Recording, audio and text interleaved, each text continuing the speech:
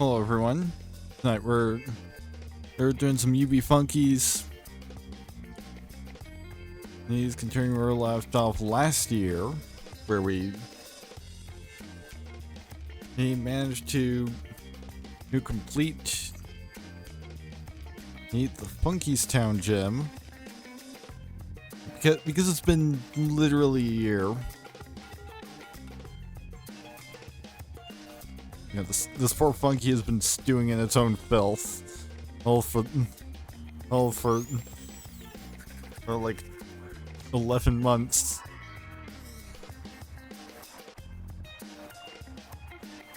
Fortunately, just one trip to the dentist fixes it. So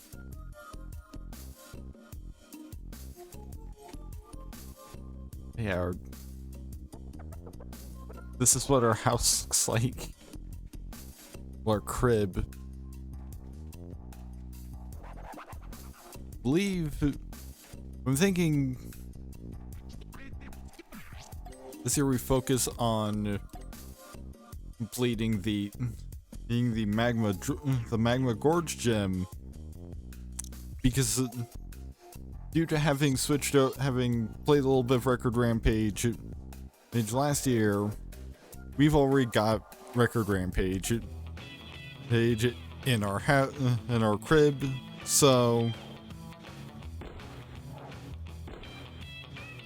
might as well just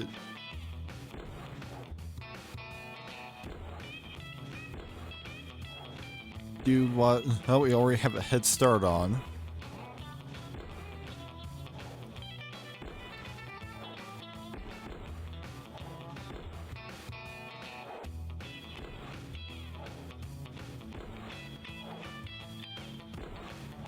I'm still not entirely sure what the thresholds are as far as actually getting the gems.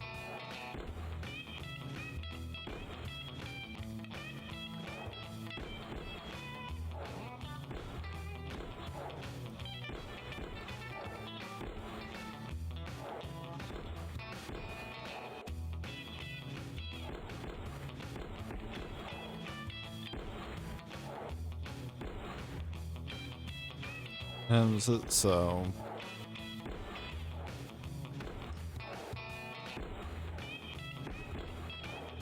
it's mostly just try and get the best scores I can.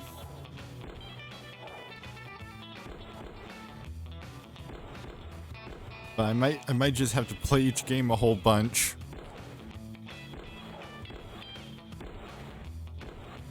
Which is possible that maybe it's like a cumulative scores over the entire time you've been playing. Any kind of deal. Like over the course of all of your playthroughs of a given minigame, you have to have accumulated X number of points. Because, you know, remember, this is a game for children.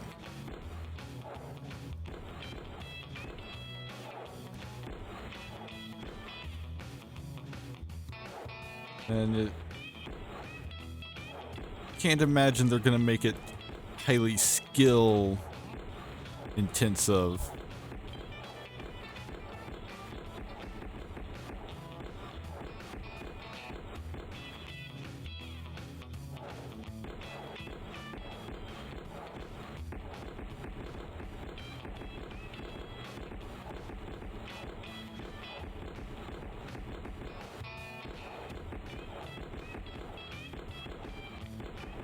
Yeah, it seems to be more clicking super fast intensive.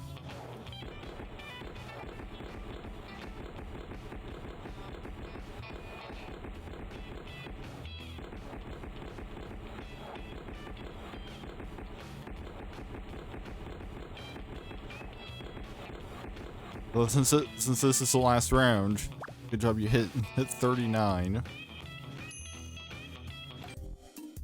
So let's actually double check to make sure that I don't just like already have the gem shard. Hold on.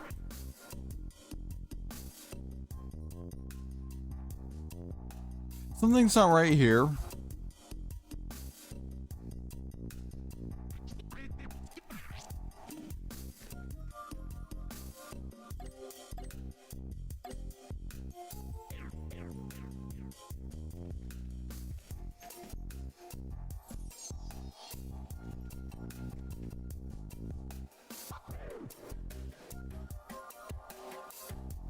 Like something is very wrong.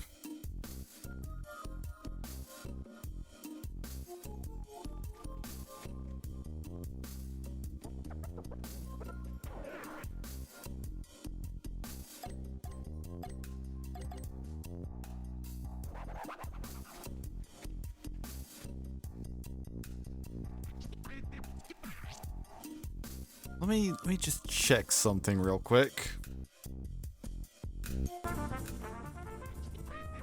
Okay, so apparently what happened was that I have two different installations of U.B Funkeys, and I just opened the wrong one. So,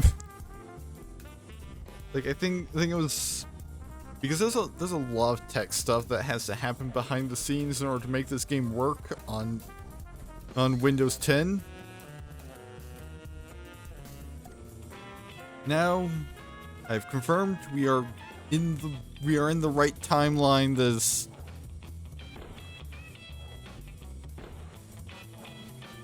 like 3 weeks into the future of that one.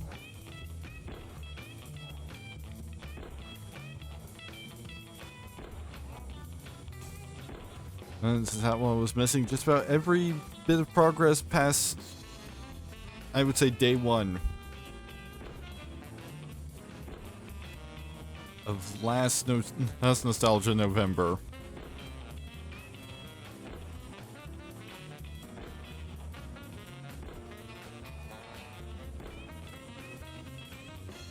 We do not, in fact, have the gym shard for this game, so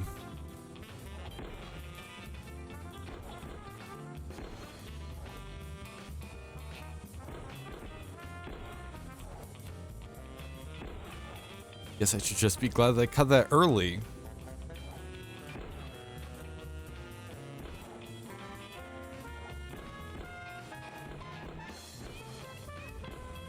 Rather than being a ways into the night and just happening to check my trophy room after like getting like the first of the 4 gym shards or something.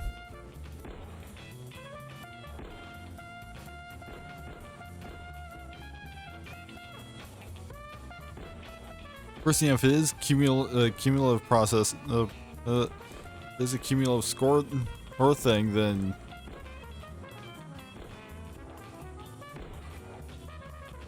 we might actually be further along just by being in the right save file.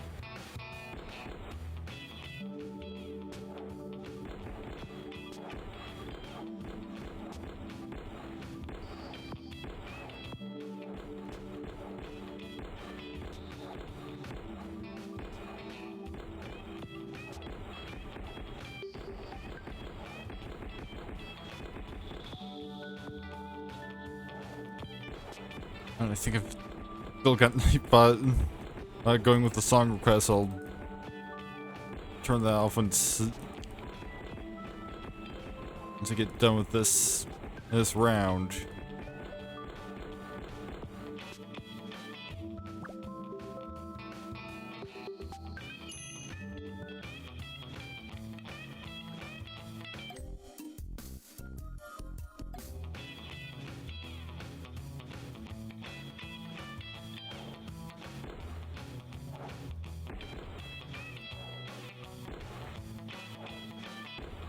You know, I think maybe for the sake of variety, let's sort of switch many games after like X number of tries.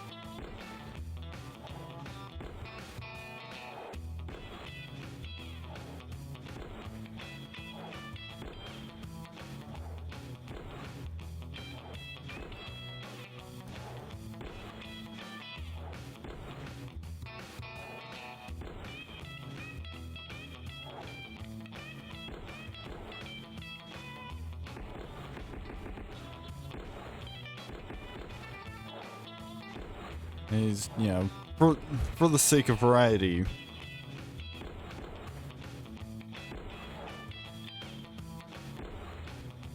No problem. Once we get down to just like one game that we don't have the gem shard for, probably just like start throwing in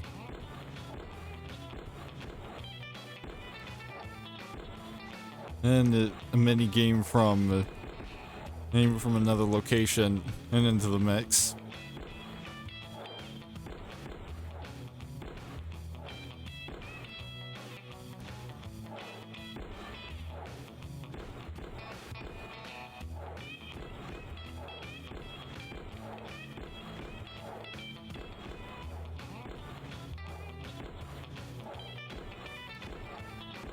Surely you've got to consider the fight.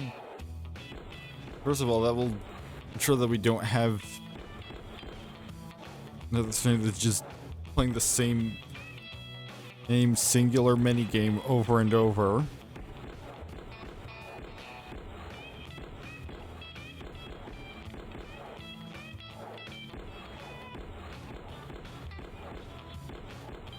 And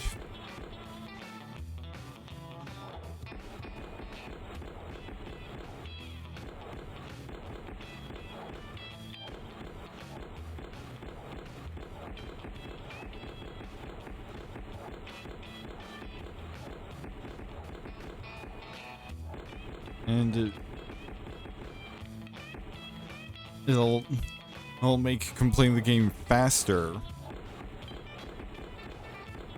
Or because they'll start making progress. Well, might make it go faster.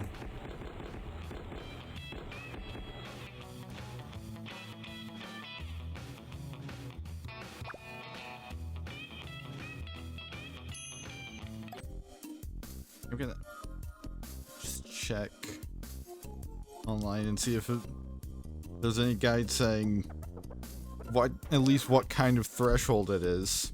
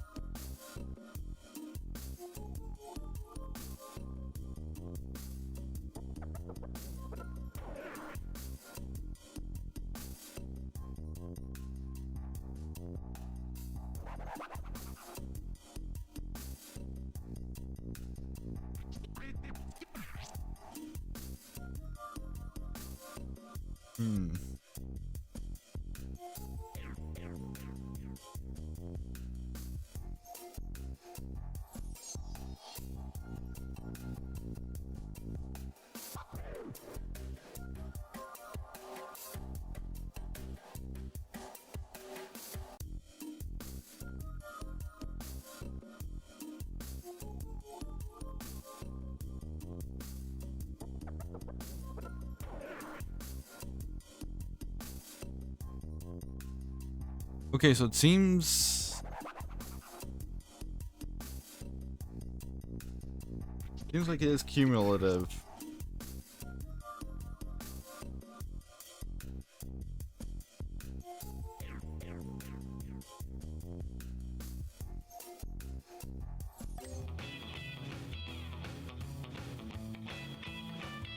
I mean, since I seem to actually be pretty decent at this, it should go by relatively quickly. I mean, it depends on the threshold that they've got it set at, so it might not be them particularly good, it could just be that it's easy.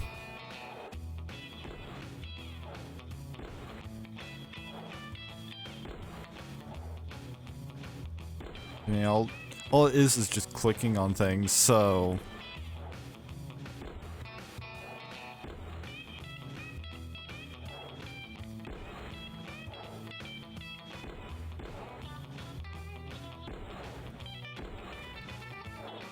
Granted, you know, if you simplify it enough, then you could say that any video game that doesn't involve a keyboard or a controller is just clicking on things, but that's a matter of what you're doing by clicking on things.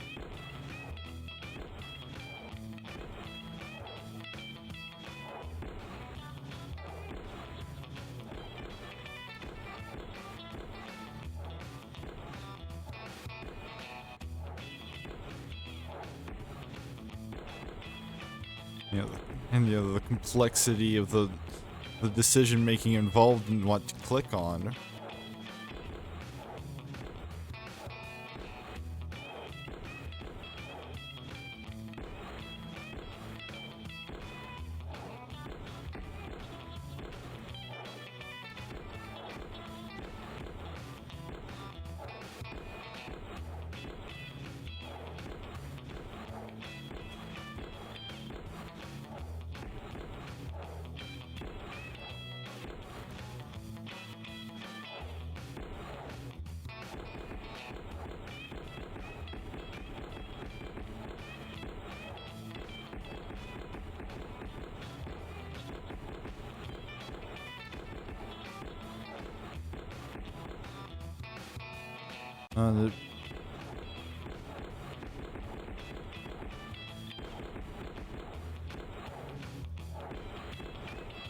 Maybe one day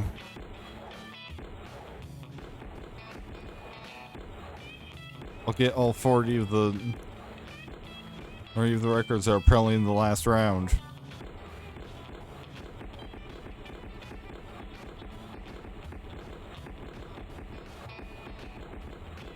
But that day is, at the very least, this is not the run.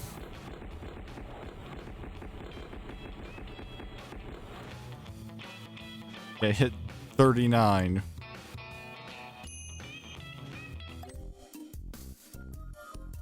And those 3 playthroughs.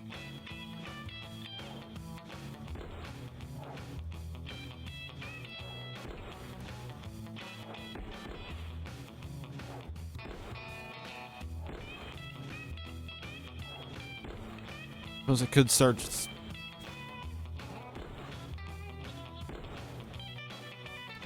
inflating my score a little bit by waiting to hit the early ones.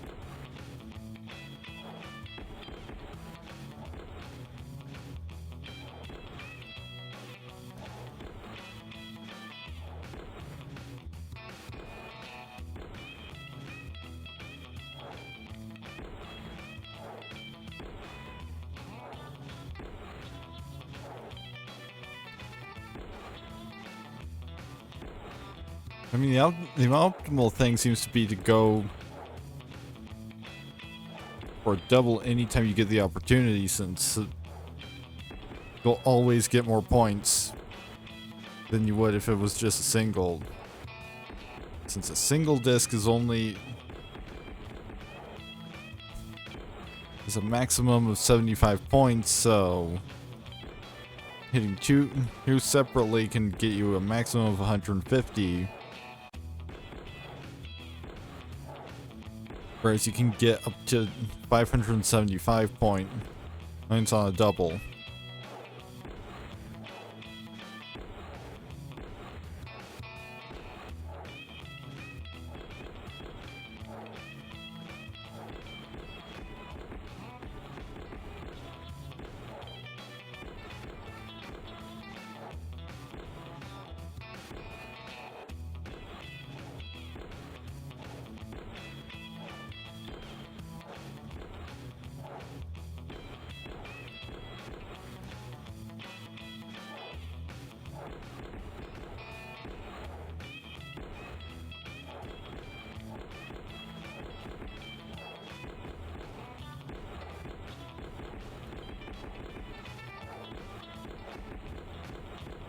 But, you know,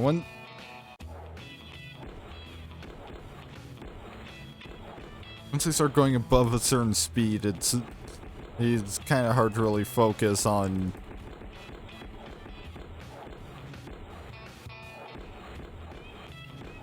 it being doubles or waiting for them to get farther away.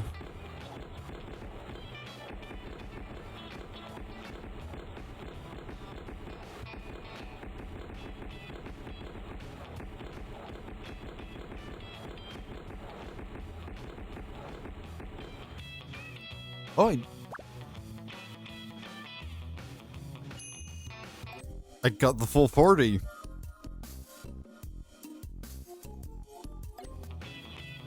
But that still did not net a gem shard, so think one more.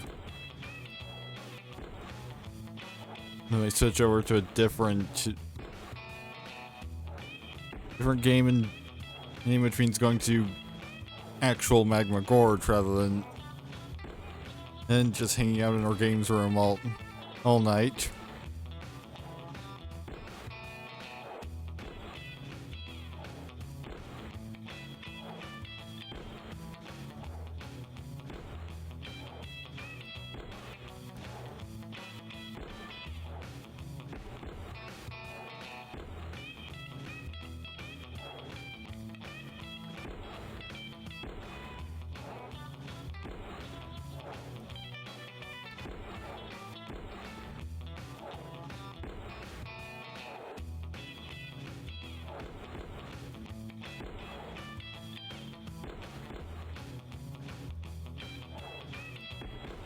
Hey, maybe this fifth one will be the one.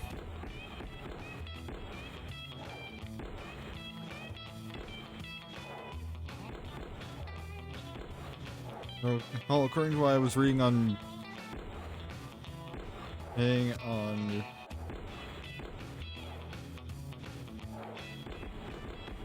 this U.B Funkeys fan forum, somebody was able to get a gem shard from Funkshong, I think.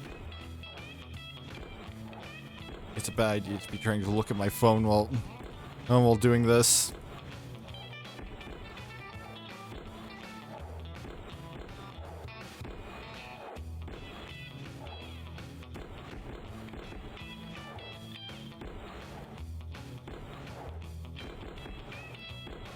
I think I accidentally resized the screen.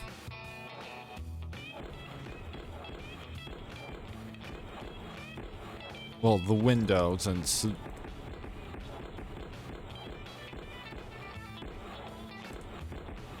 Funkeys has a relatively small native resolution, and being a game from the late 8-aughts.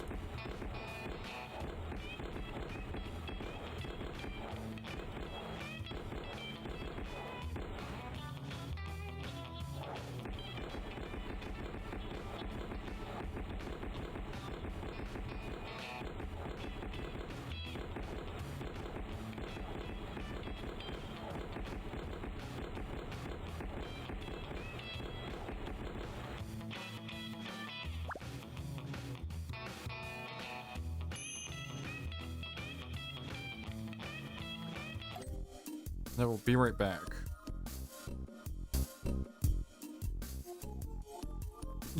Alright, just needed to check something real quick.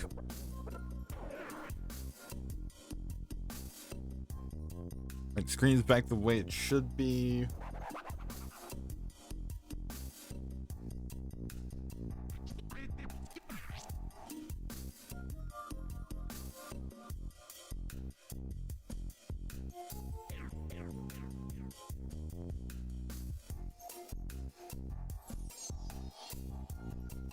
Okay, so this person is saying that it took them 11 games of Record Rampage, although they don't specify the scores they got.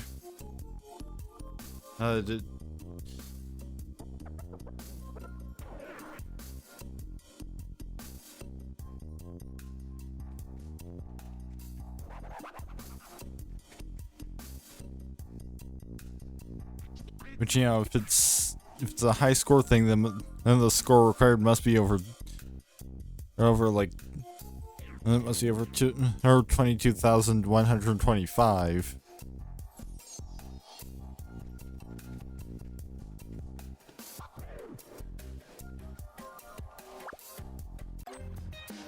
I think right now let's play something else.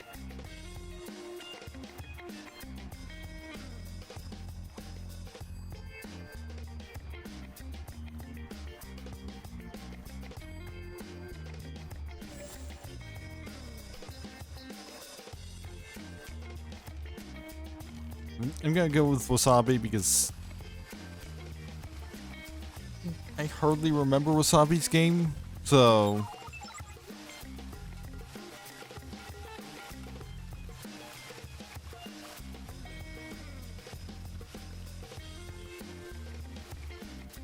I just gotta make my way over to the portal.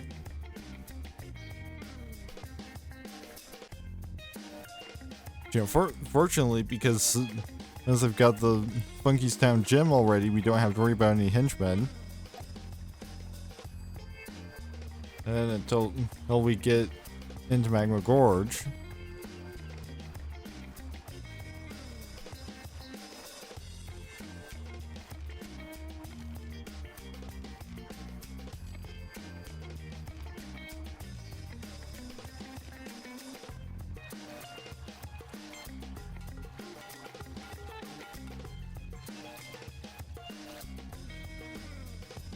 So I'm figuring out where it is I need to go to actually enter Magma Gorge.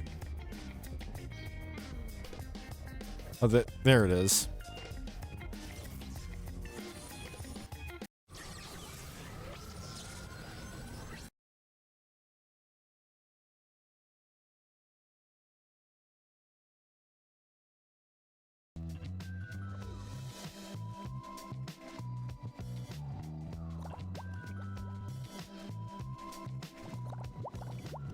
And the Wasabi Pagoda's right over here.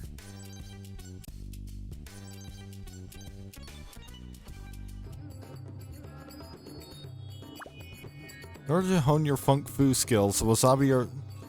in order to hone their Funk Fu skills, the Wasabi are constantly practicing with their Shuriken.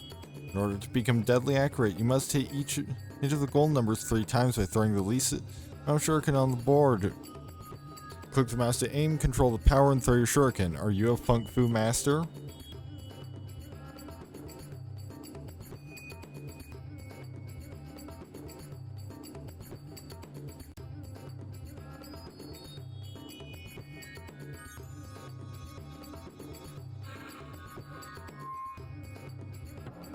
That's darts.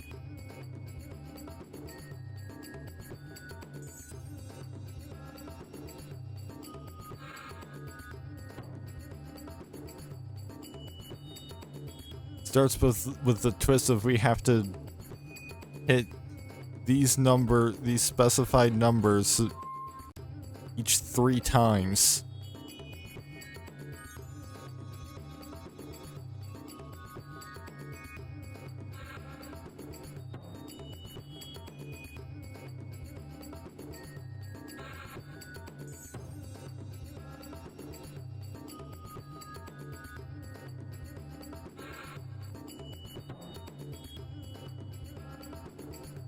Alright, the 20s are done.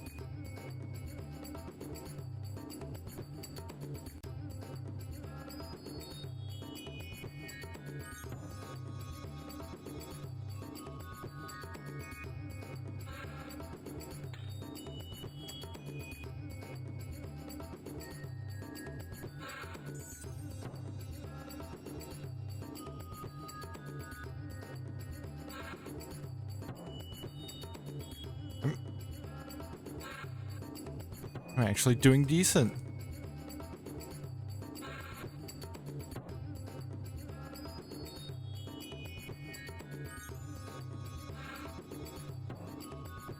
Yep, that's 19's done.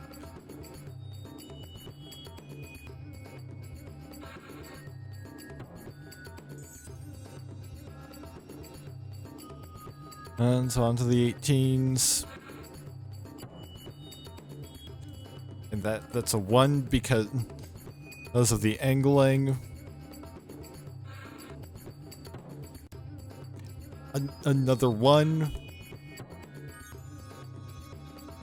Finally got an 18.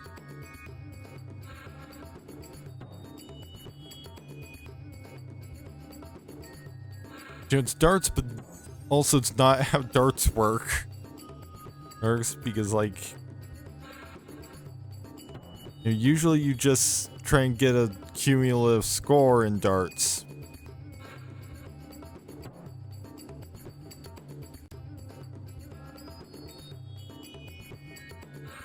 There's no aiming to hit a specified number 3 times.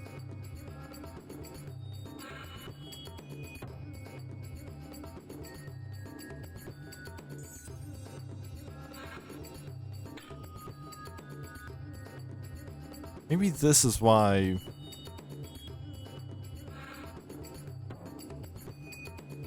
I don't remember Shuriken Master that much.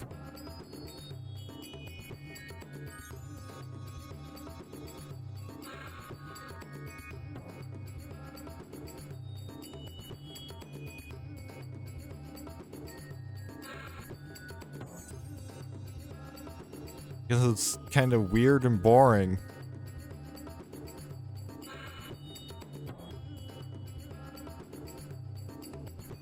Hold on, how did that... So all 3 of...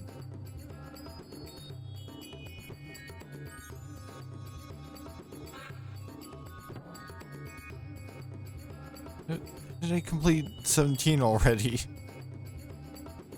Well, I'm taking it. If it wants to give me 3 points on 17 the first time I hit 17, then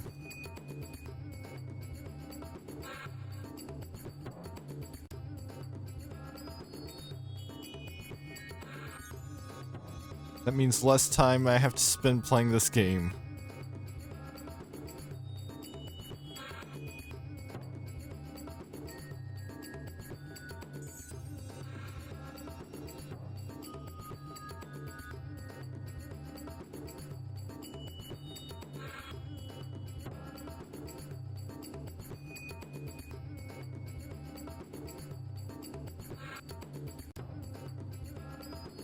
I think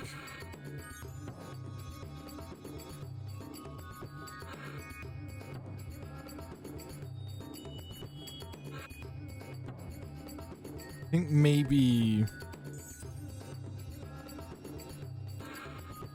this one's like 13.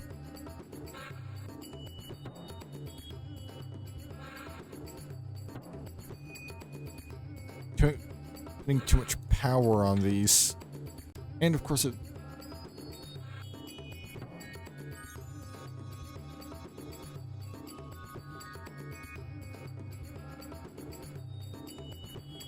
I think that's 13. 13 is the last one.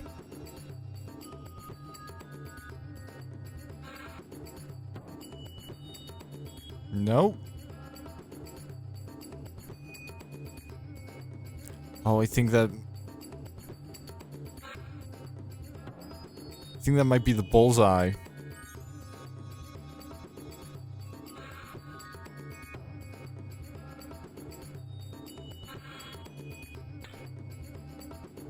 Of course, the one time I get decently close to the bullseye.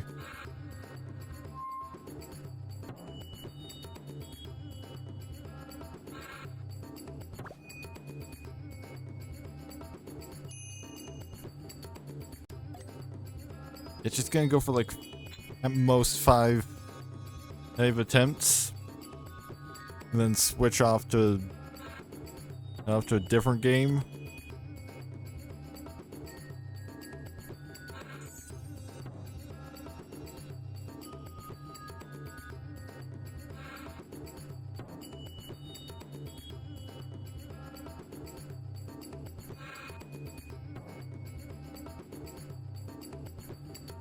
And, you know, looking like this could end up being this year's Heart Hoopla.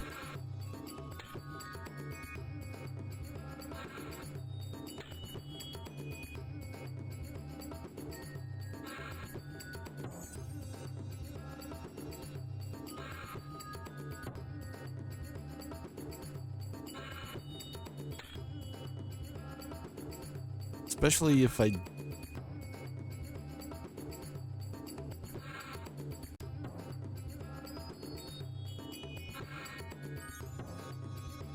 can't get the bullseye even once.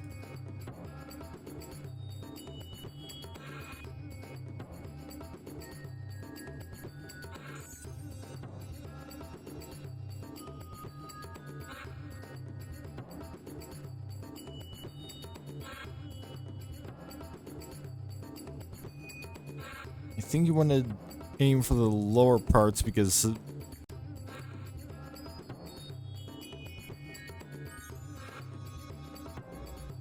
oh, I actually got the bullseye without trying for it.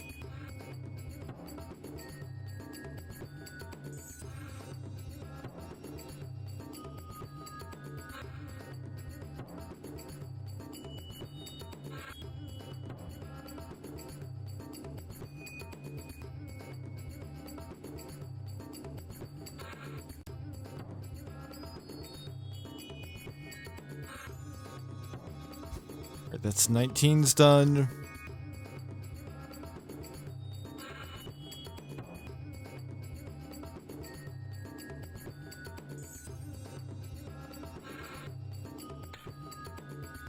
Of course it fell off.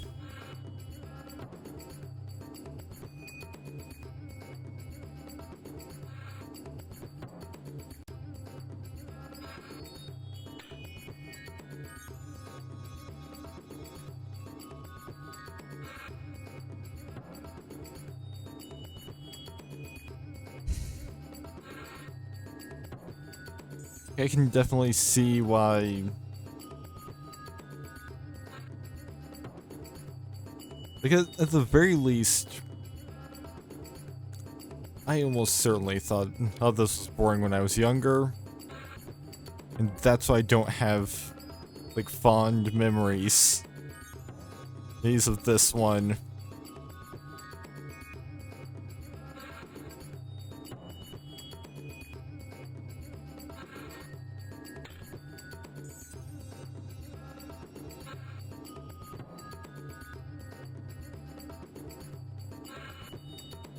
Granted, you know, the game doesn't have to be enjoyable to be memorable.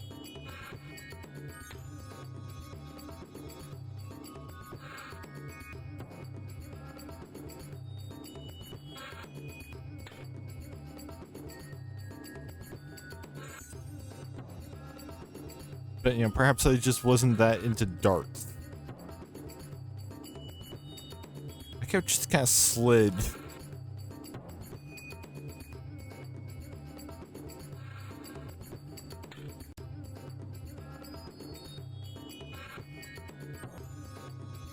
16s are done, but we have to hit each of these just about perfect.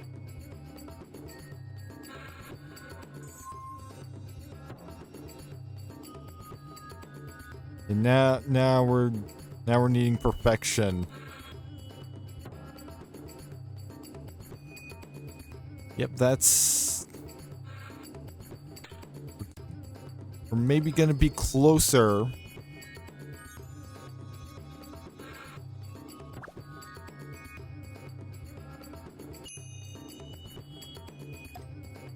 So that's 2.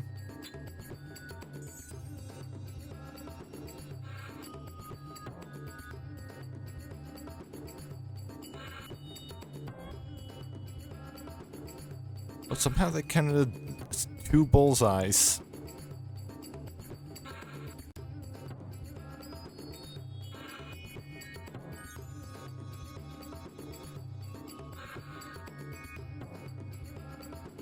Didn't need another 20.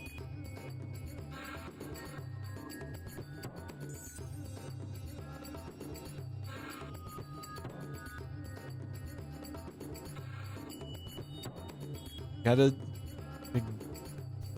figure out how to nail down the right amount of power for the position. There we go. That's a full set of bullseyes.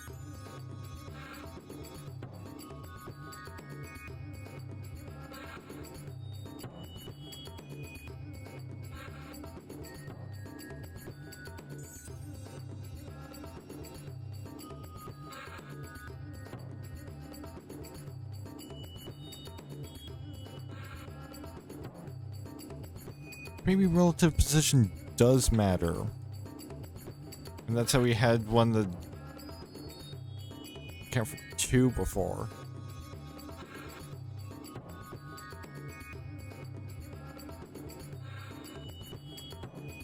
You didn't need another 20.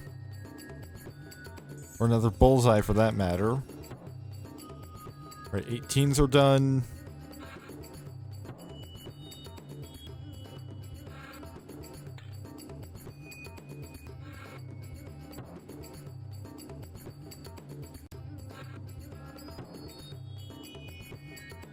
Getting there on the 19s.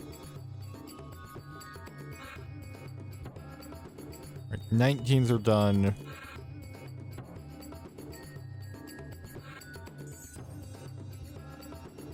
Seventeens are done.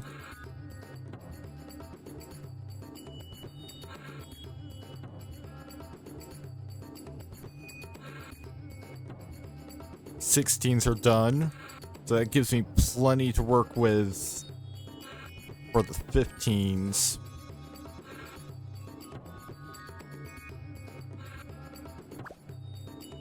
And there we go. I had 19 left.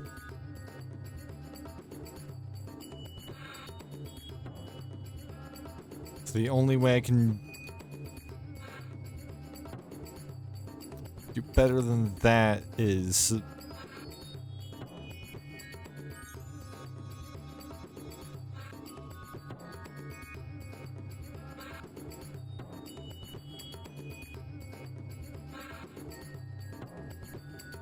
well, what I should really do is I should aim for one of the numbers and then aim it to where I can potentially hit a bullseye.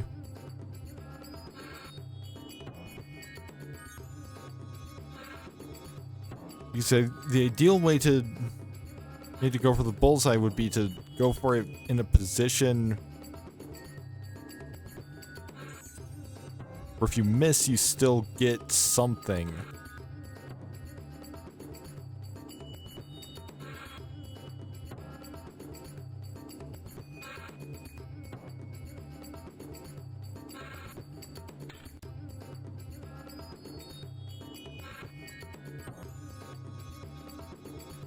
That's another 17. And 17s are done.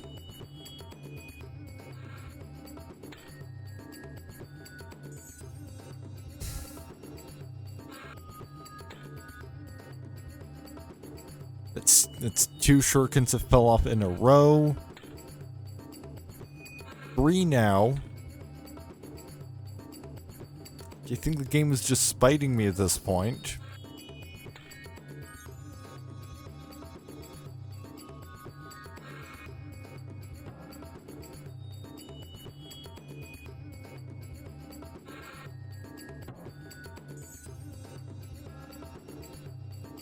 This is 4th run through.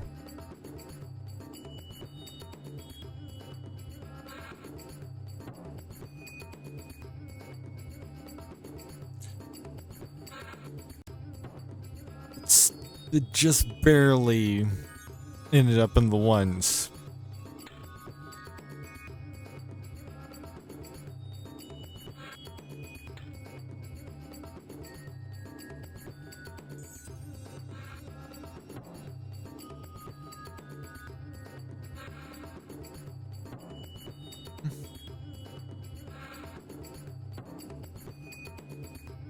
Try and... There we go. At least I've got full bullseyes.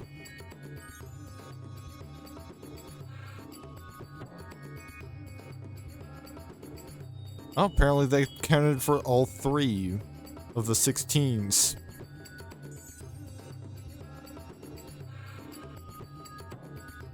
Position within the number that you land on does matter.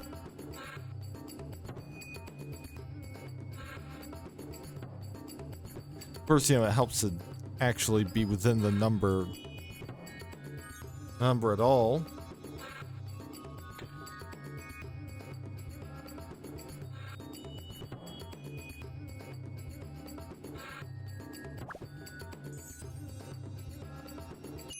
It did worse, but at least I'm getting good enough to complete the game rather than just running out of shurikens.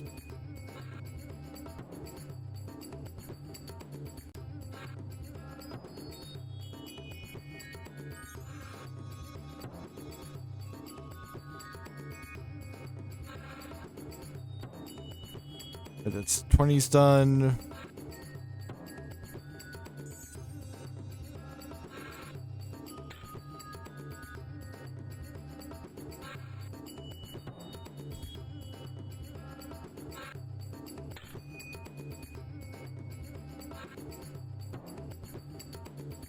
Yeah, if I could just make sure that my shurikens stick.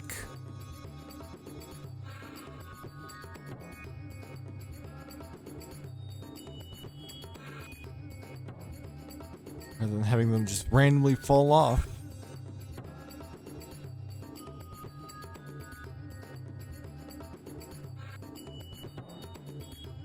Oh, then.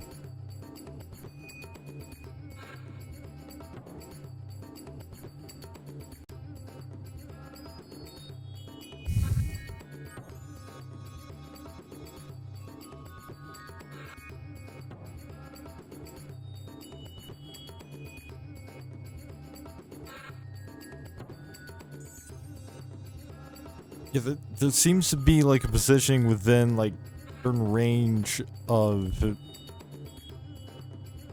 stripes that gets you a bonus.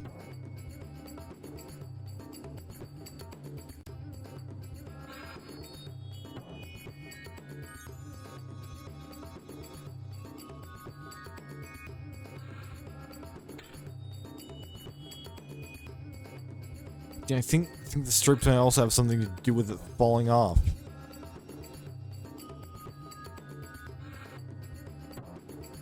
Alright, that's the 18's done. And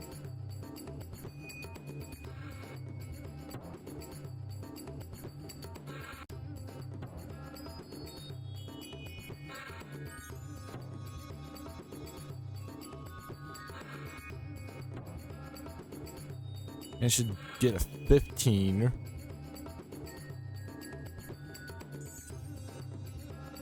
Yeah, I think I hit the stripe just barely in that. How's that to count for 2?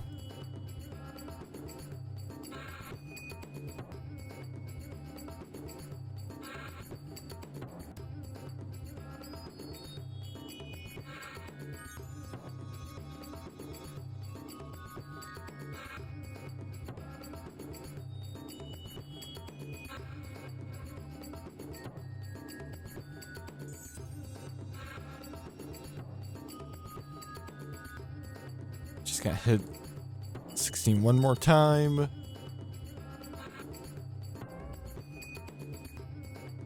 Again, that was kind of 2 bullseyes.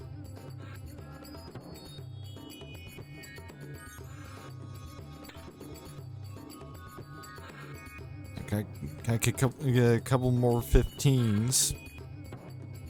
There we go.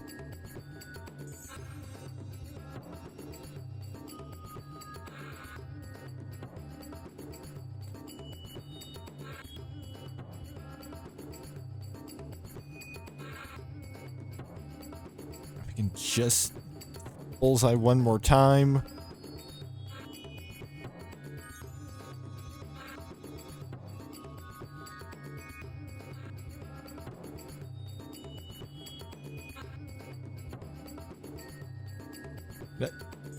I'm not gonna get that last bullseye this time around.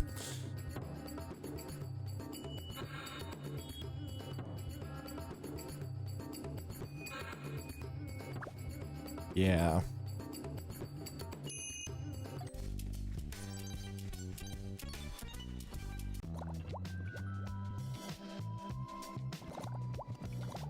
I think we switch off to... Let's go for Stitch.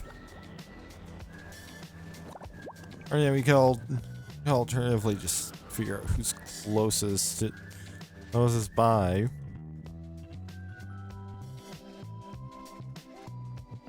I guess we'll switch over to Bones then.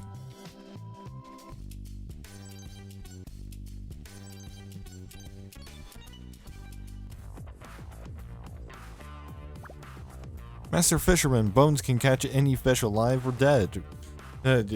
Catch all the fish that you can in the time allowed. Place a hook in the fish's mouth to catch it. Use the left and right arrow keys to move Bones' boat. Note across the screen. Hold the down arrow down to throw the line in. Then release it. Use the down arrow key to pull the reel in. How many fish can you land?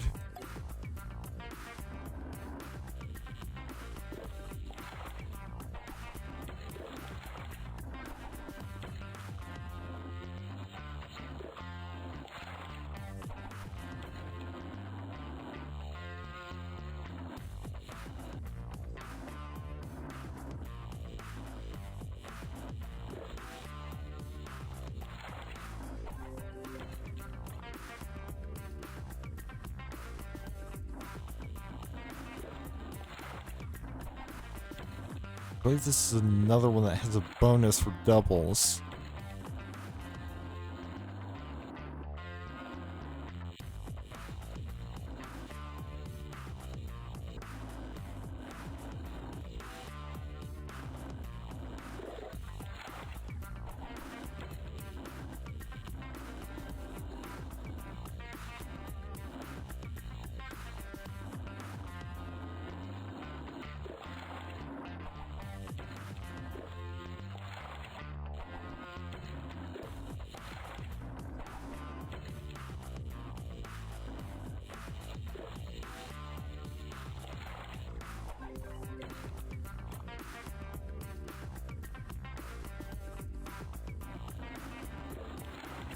It's 2 levels down.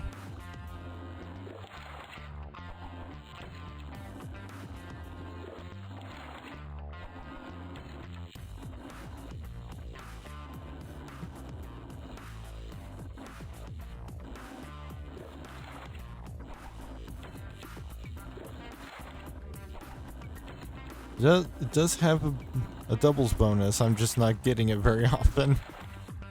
I got exactly once done so far.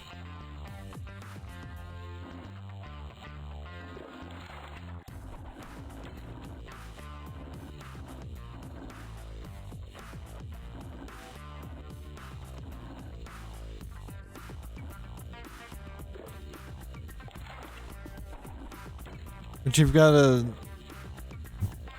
line reels in automatically once you've got fish hooked.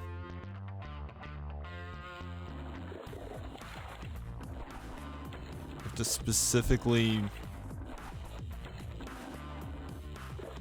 make contact with the mouth of another fish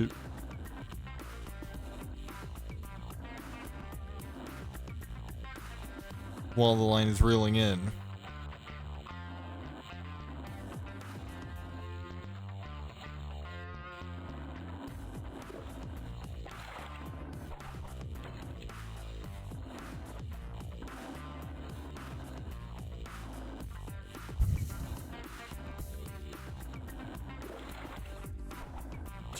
Can be done. We're able to move the boat around into the right position.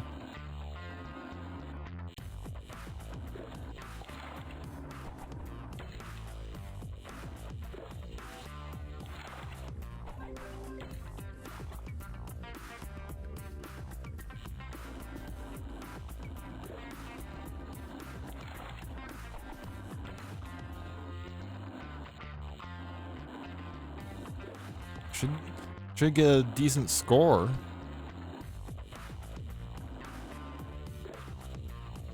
Or for my first time playing this game in years.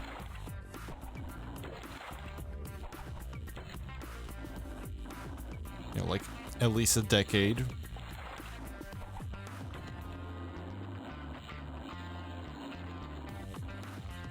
In fact, probably more. Probably more like 12 years at this point.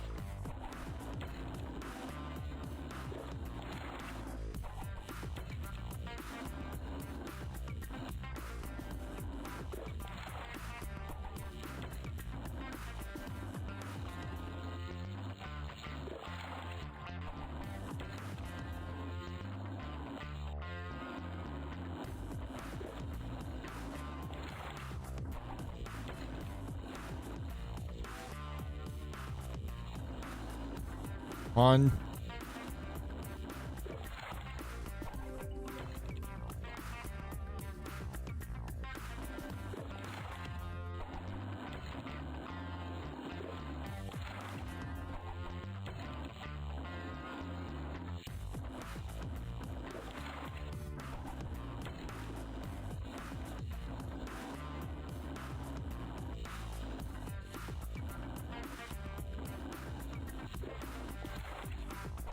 Got one single boot that you see some kind of penalty if you catch it. Oh, actually, we know we've got 2 boots.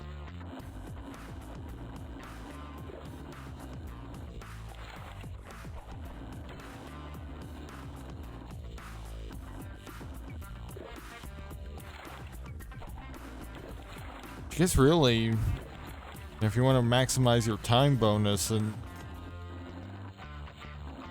you kind of have to get the occasional double.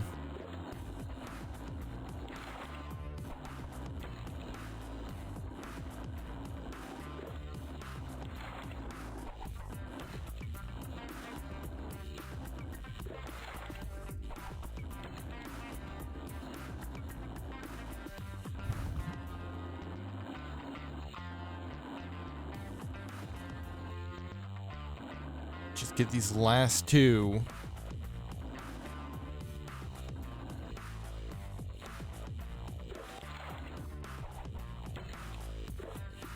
Right, there we go.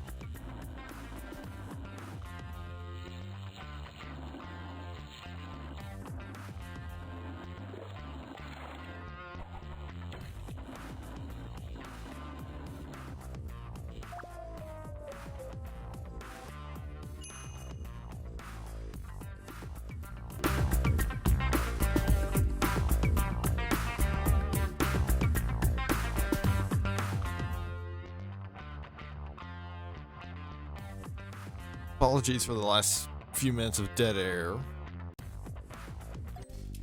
I got sucked into the game.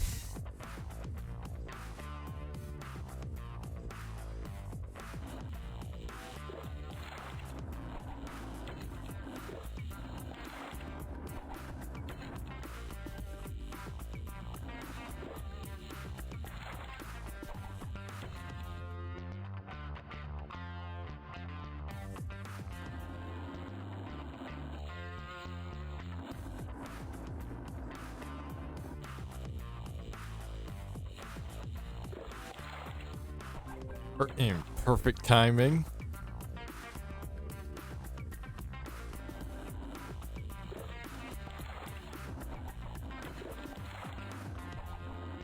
So this is the second minute run through.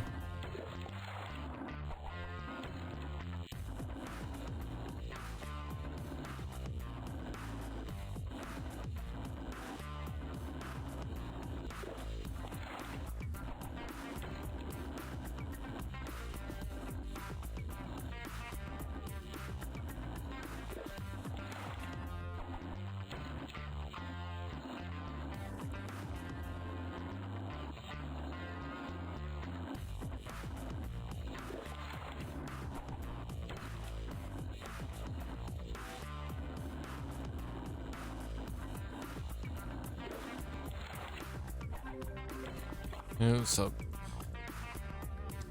I'll play this 3 more times after this, and then switch over to Stitch's game.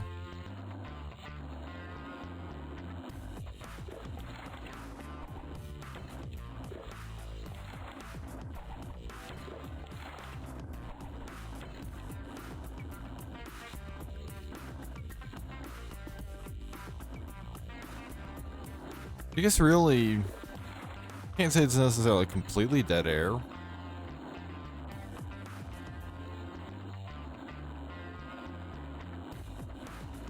But you know, there was the sound, the music and sounds of the game, but you know, you can kind of get there. That just like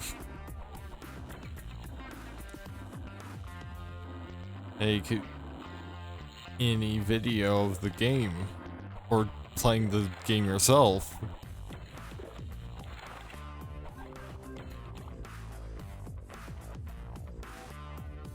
You know, nothing unique to the stream was happening. Happening particularly, at least audio-wise. Thanks for that few minutes.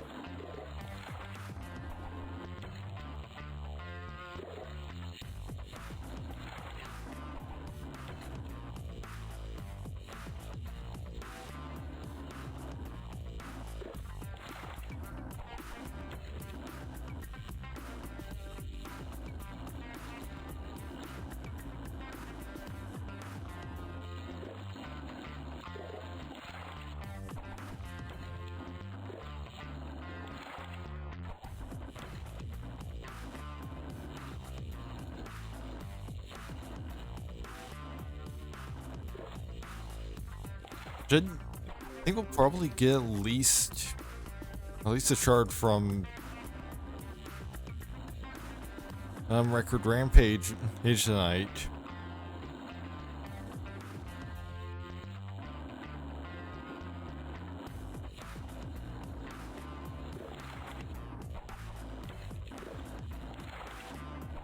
If someone was able to get another shard within 11 games, I should be able to do that, and if not sooner. I don't know, depending on how much score or plays a role.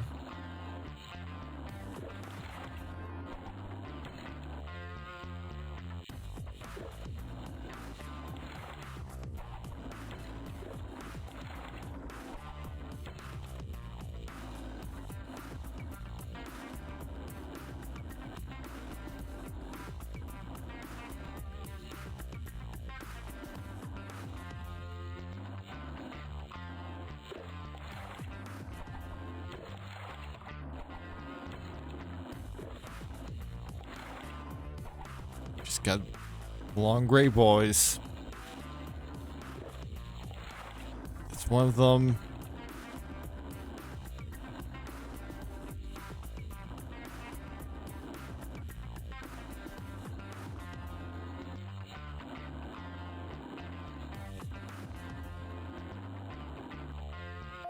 And that's a game over because you couldn't get that last gray one. Attempt number 3.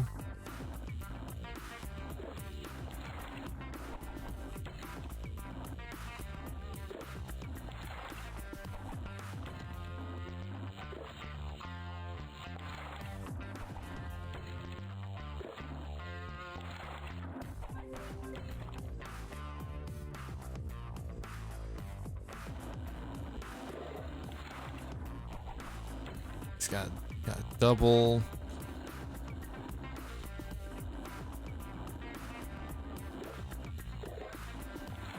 A couple of them. Even.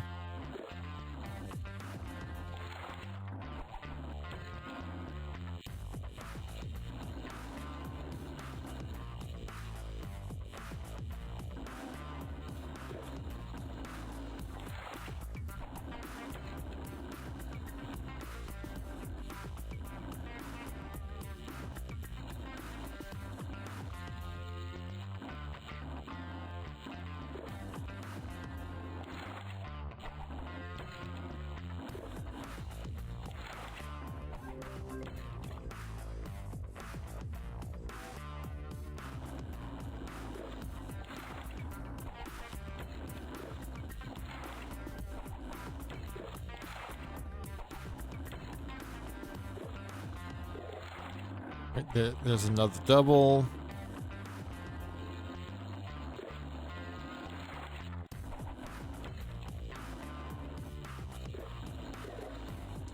And one more.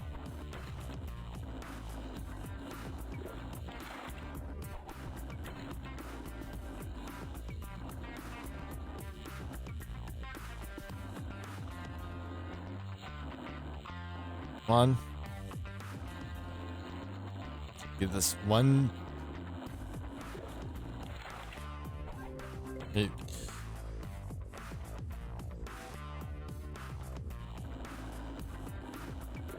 Now to avoid the boot stage.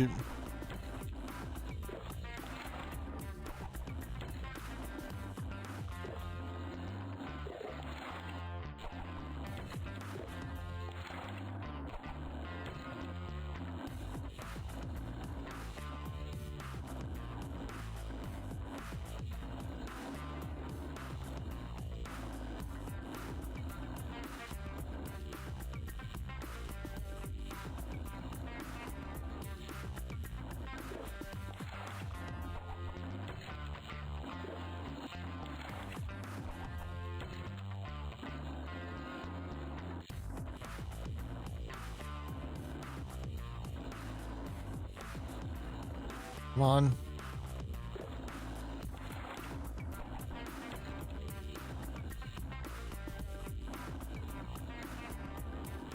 So, for some reason, this is making my arm hurt.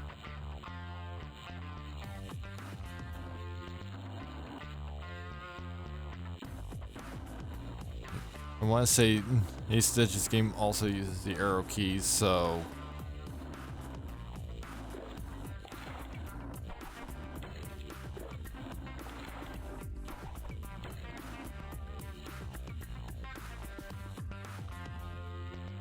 Guess I'm just gonna have to tough it out.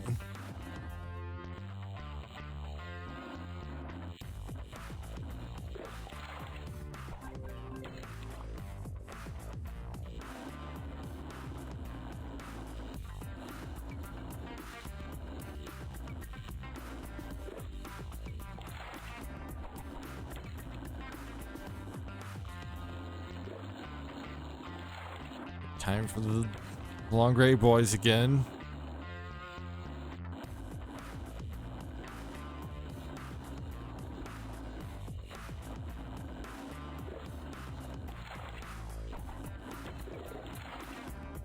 Next, got double with one of them.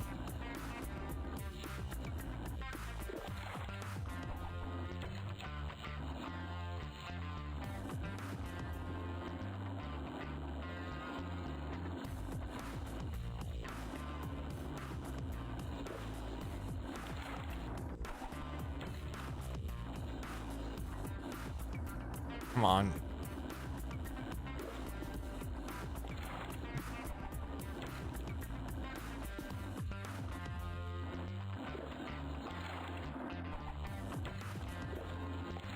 Got both of the long gray boys, so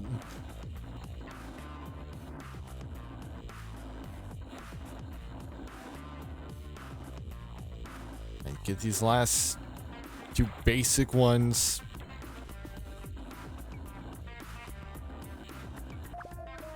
I lost because I just barely couldn't get one little basic white fish.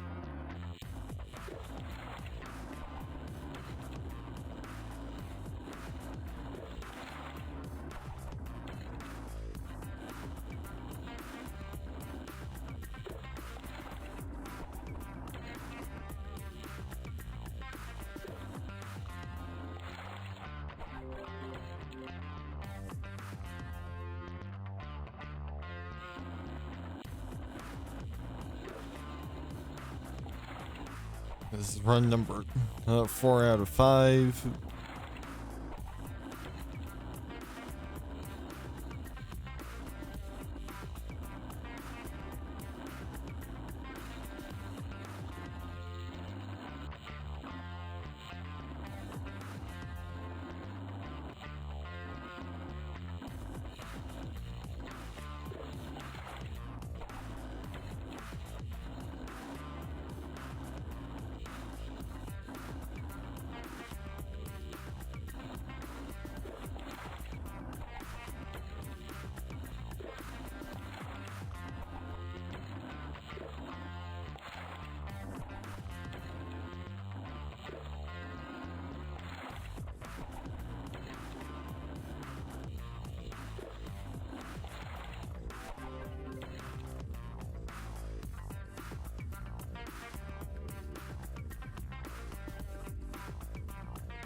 Oh.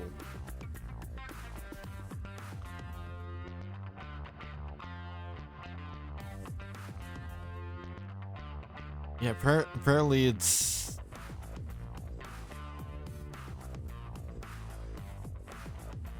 Apparently it's somewhere around 3 times as much as I've been getting.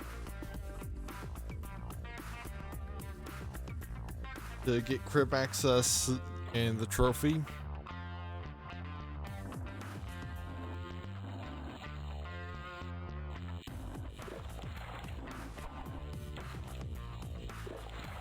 I've been getting around 10,000 points. It takes like 30,000.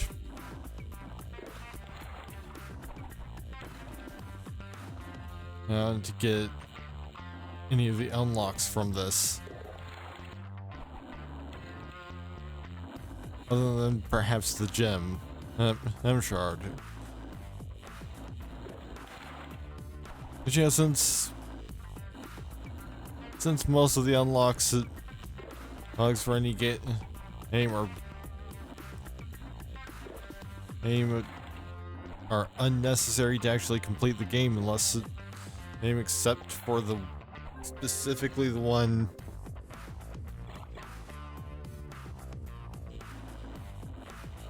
it's required to avoid, you know, frustrating the children. They probably probably it's in their best interest to make the largely cosmetic unlockables also single whole game score based, and then have the progression item be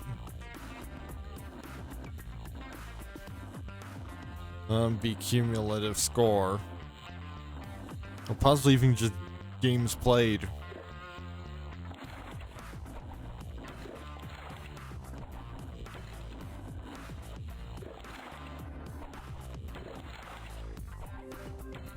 Just especially since, you know,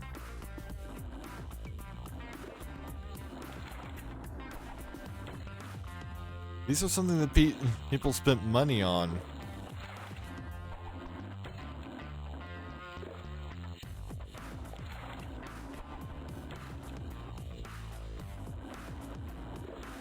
And, you know, it's bad for business to have kids be upset because they're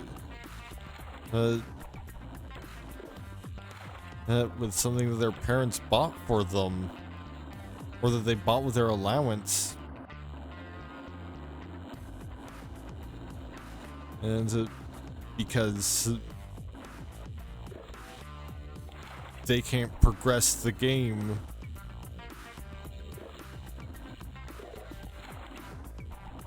due to needing a ridiculous high score on it, or on the mini game they just unlocked by getting the figure.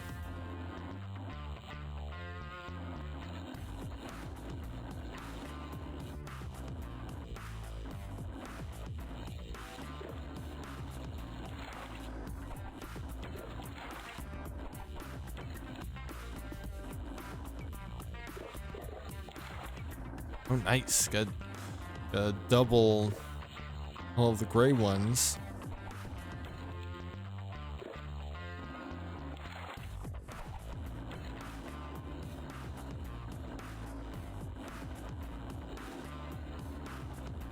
Yeah, it's kind of in their best interest to make at least progressing in the plot relatively easy.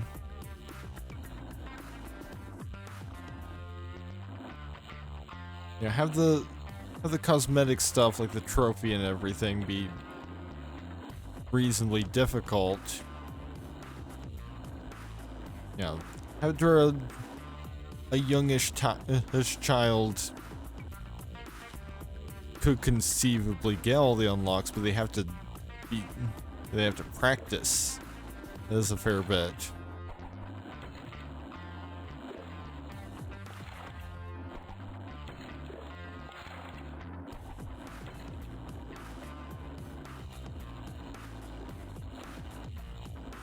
Well, clearly you can unlock gym shards without getting any trophies. I've only got 3 trophies and 4 gym shards. One of those trophies isn't even from one of the games I got a gym shard for.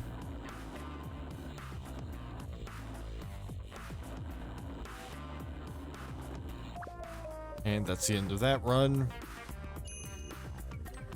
One more time.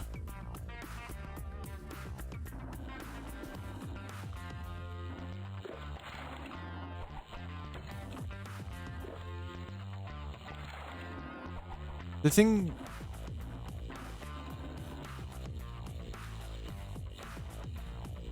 I think it probably is good to switch off every like 5 runs. Because I think around 5 runs is when the music starts to wear on me.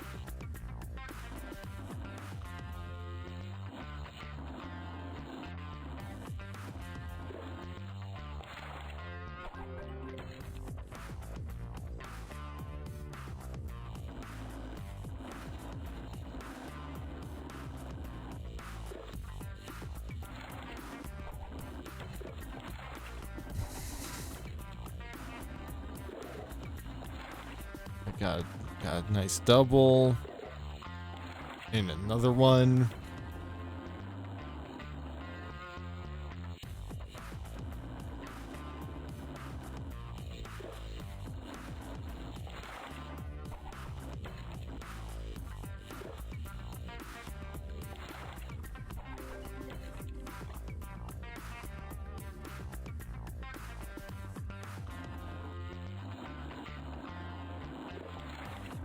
Apparently this game has at least 9 levels.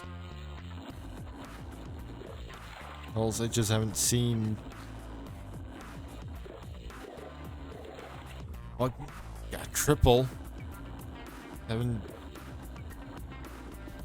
seen anywhere, probably anywhere near level 9.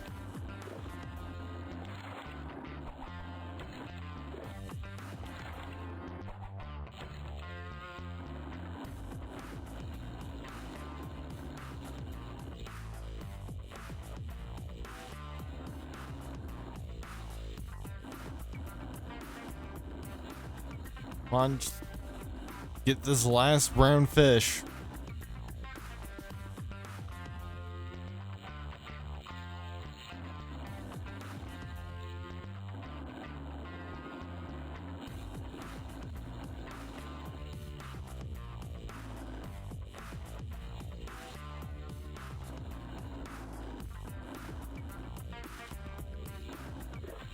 Finally.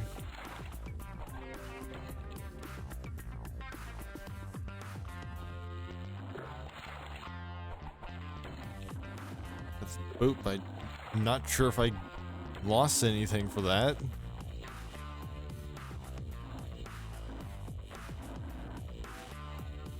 Maybe because it was alongside another catch, it didn't matter.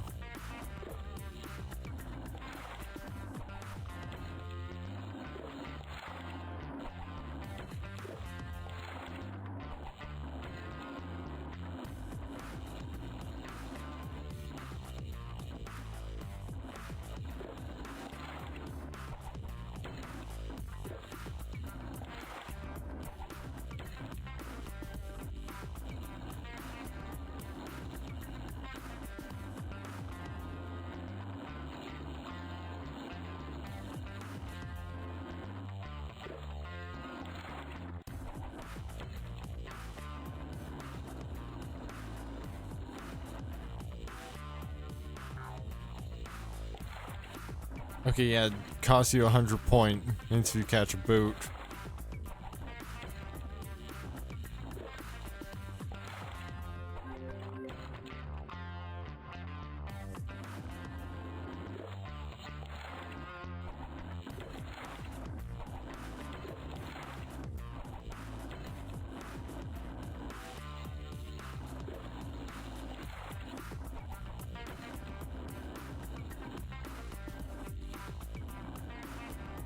Yeah, I think it's the only good idea to switch off to a different game at the end of this run. Like, my eyes are doing the thing where they, like, things seemingly continue to move even when they're not moving. I mean, just because you've been seeing movement for so long. Repetitively.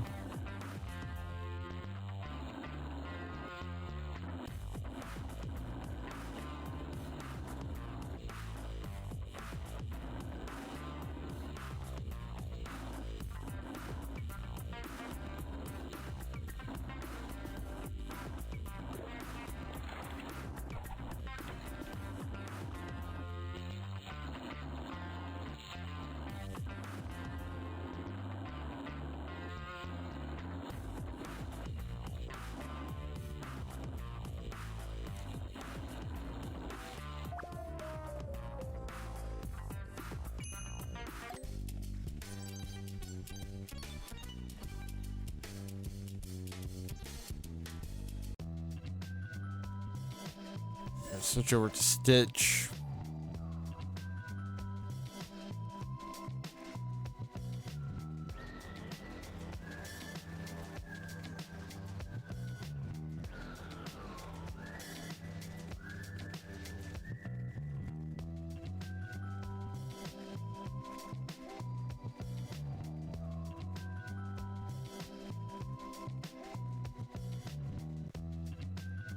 Stitch to head into the catacombs.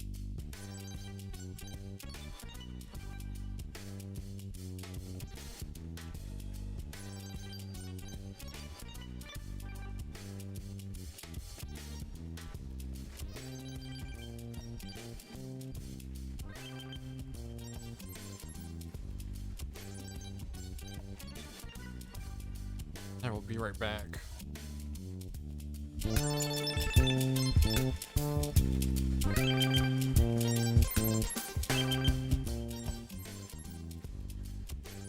Alright, I'm back. Apparently,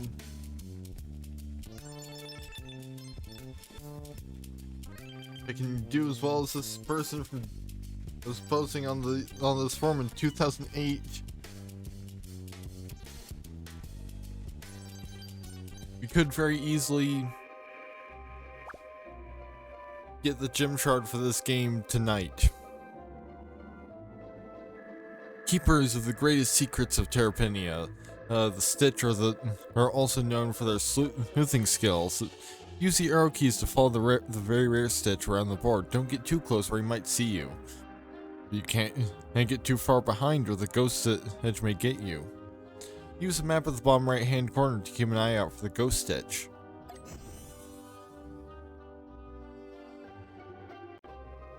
Legendary for their ability to keep secrets. The Stitch Edge have not earned this reputation by being lazy. Playing Stitch Stalkers, the Stitch constantly practice their sleuthing skills. How are your skills? You must follow the very rare Stitch to find out what secret he is hiding. However, you must not let him know you are following him, or else he will lead you off the trail, and his secret will be lost. Look out for the ghost Stitch. He is following the saying, taking a secret into the grave, quite literally.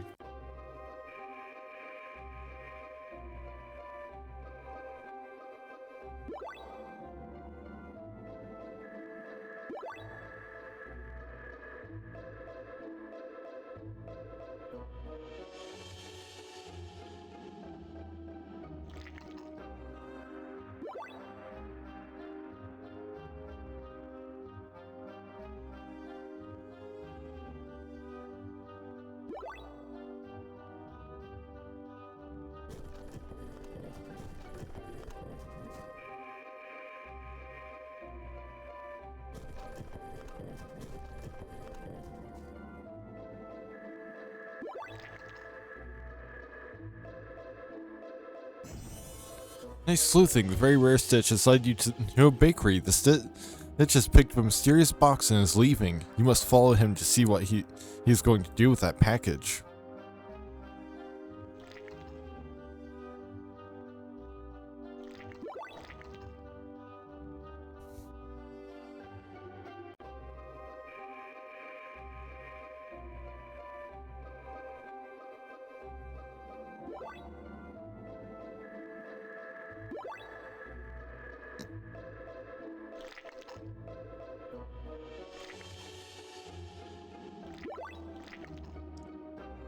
So yeah, seems pretty basic, although did almost get caught by the ghost.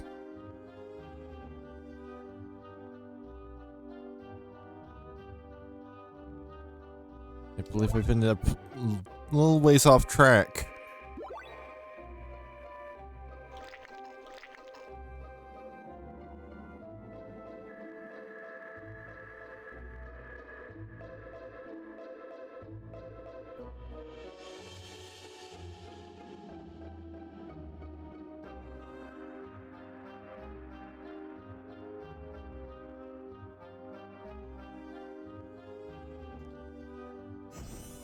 Interesting, it looks like the box contains a funkberry flavored cake, and he is showing it to a group of fellow Stitch.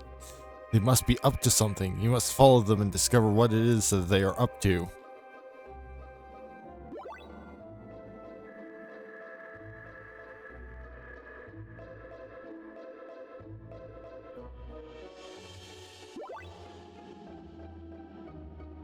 Staying like a screen or two behind seems to work pretty well.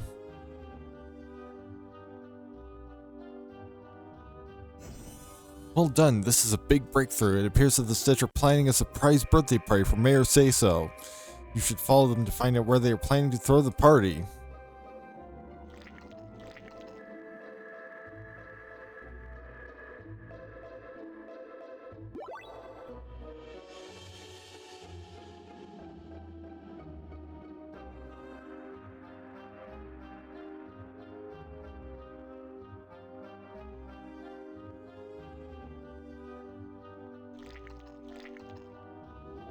And I got caught by the ghost. Fortunately, you get 3 lives, so...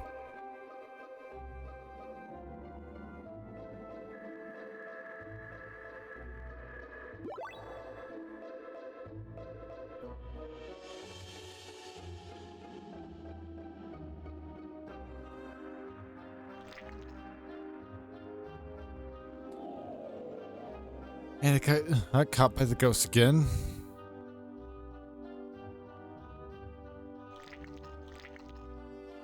I think like, at the very least, the ghost probably speeds up as you progress.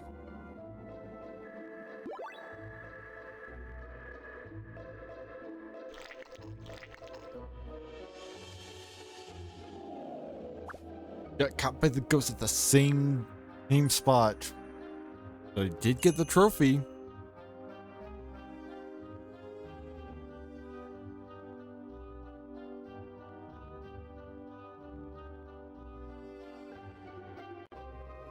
That means that the minimum was probably more around 7,000 for getting the trophy.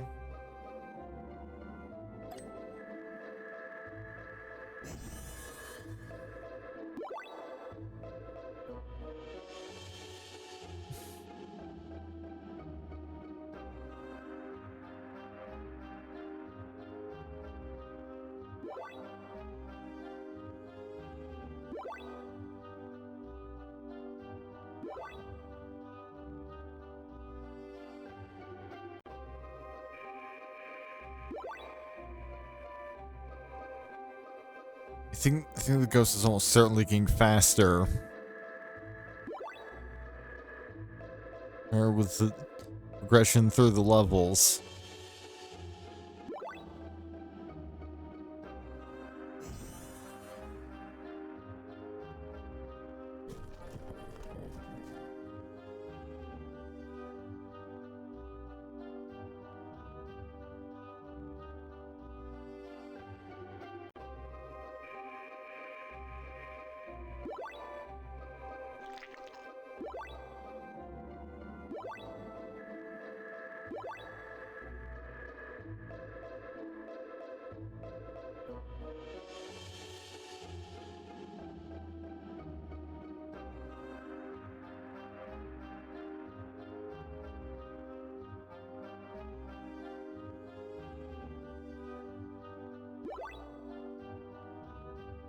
Now make sure to not get turned around.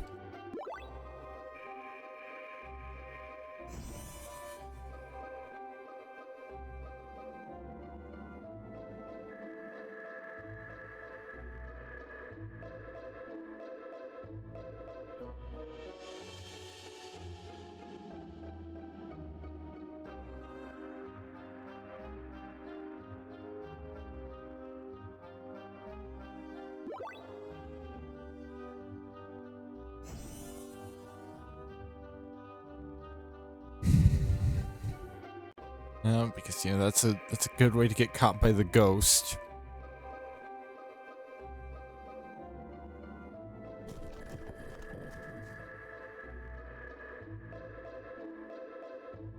I wonder how close can you get to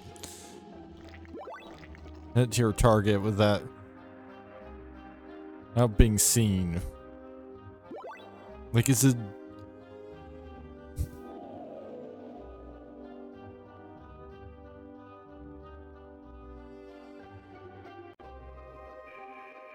Like, is it a distance thing, or is it just not being in front?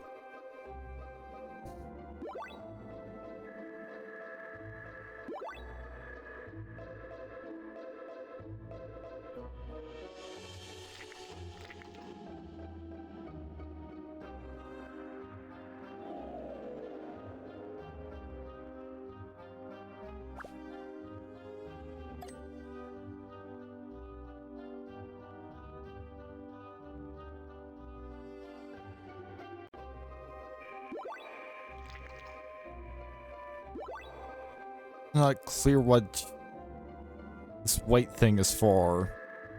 It's counting how many I have.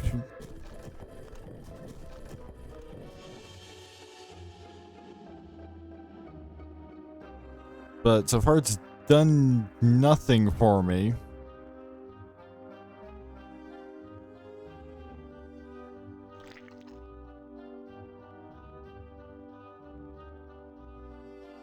Yeah, I kind of thought that maybe it would be something to help with the ghost. And then I was seen.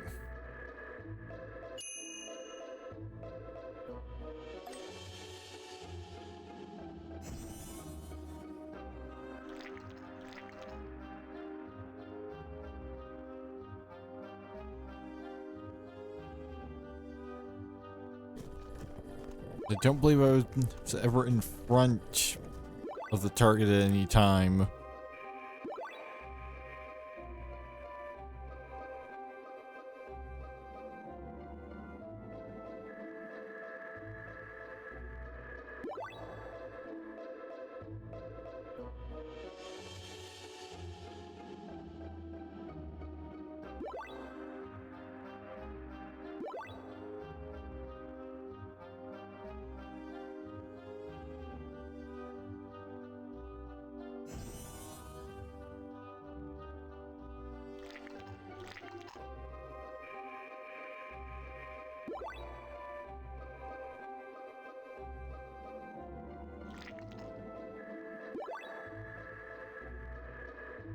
Like, the game has given no explanation as to what most of these power-ups do exactly.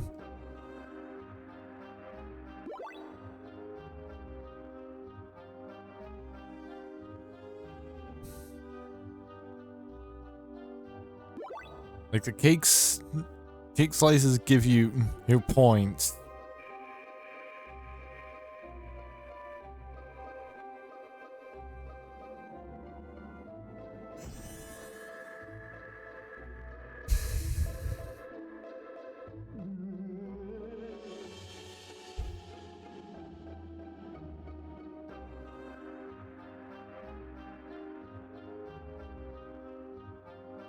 It's definitely very possible to just be too close.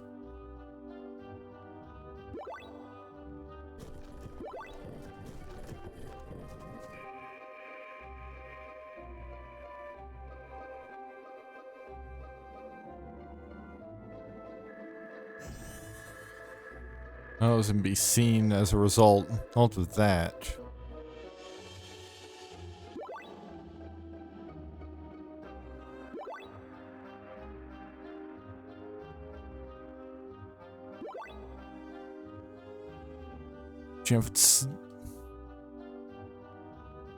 Getting the gym shards is cumulative high score based. The cumulative score based, and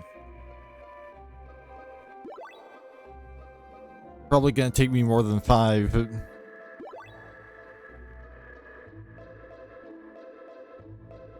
I've since this person on the forums that got an insane high score of over 17,000 on one of their playthroughs. So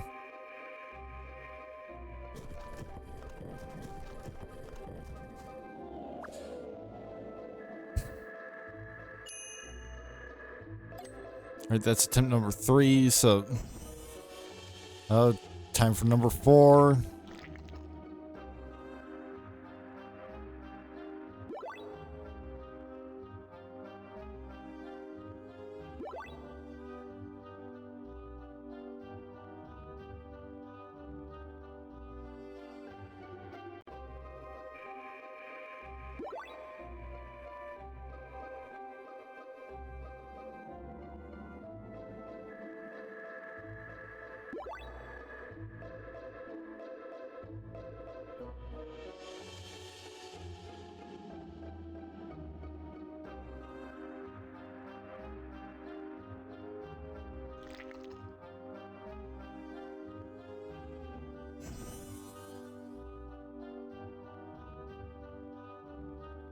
Yeah, feels like the white thing should do something.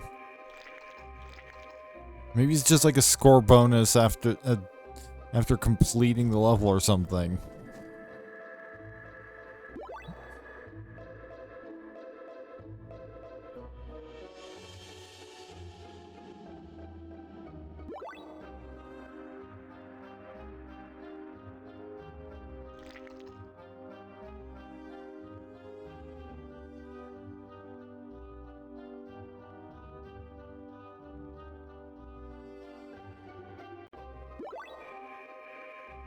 I've lost sight of the target.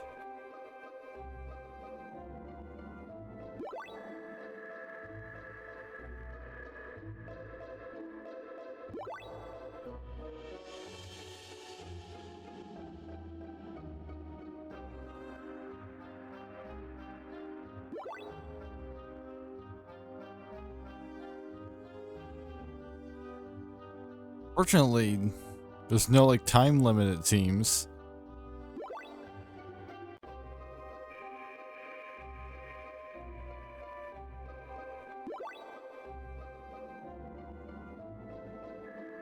If you lose track,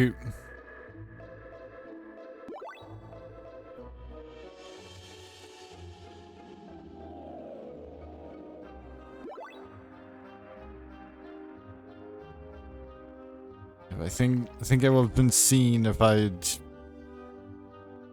tried to go at it from that angle.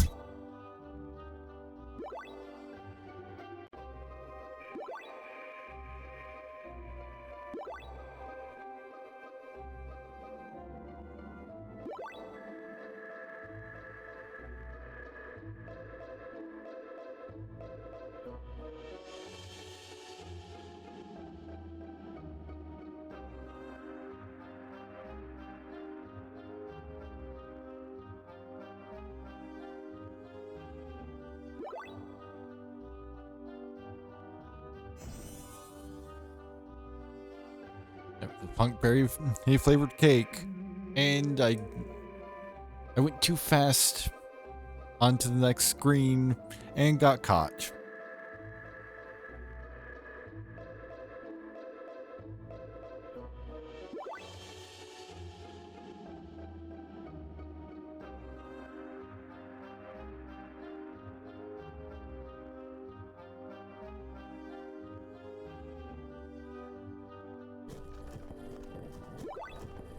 And okay, good. My microphone is still working because it suddenly started changing colors. When it's supposed to stay on a static color.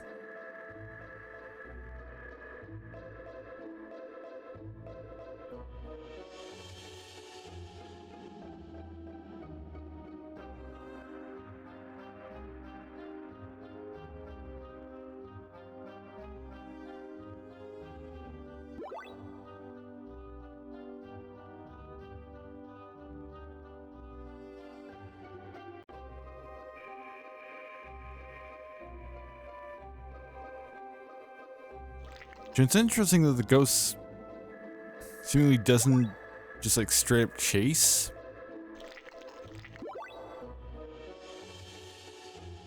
At the very least, it's possible for the ghost to lose track of you.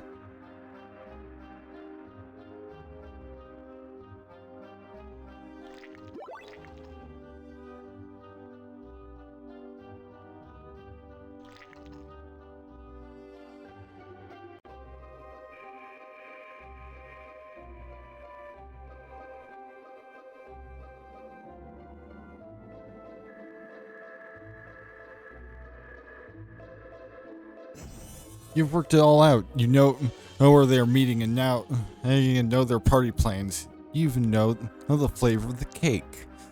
But you who have been spotted must get away. What? How good is a secret if you cannot keep it safe?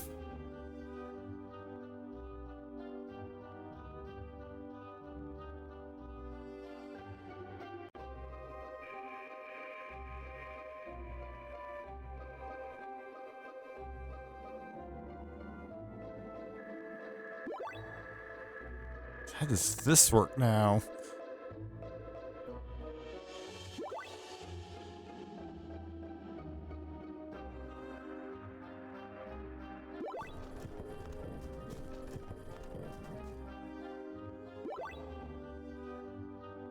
I have to like return to the beginning of the game?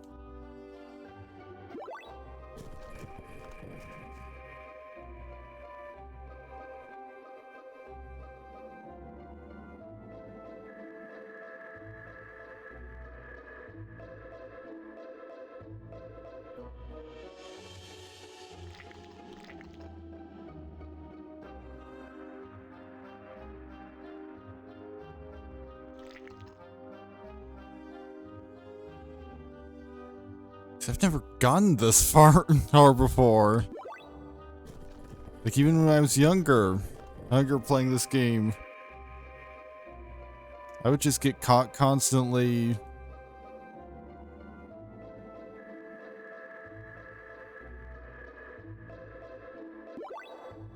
In like the earlier stages.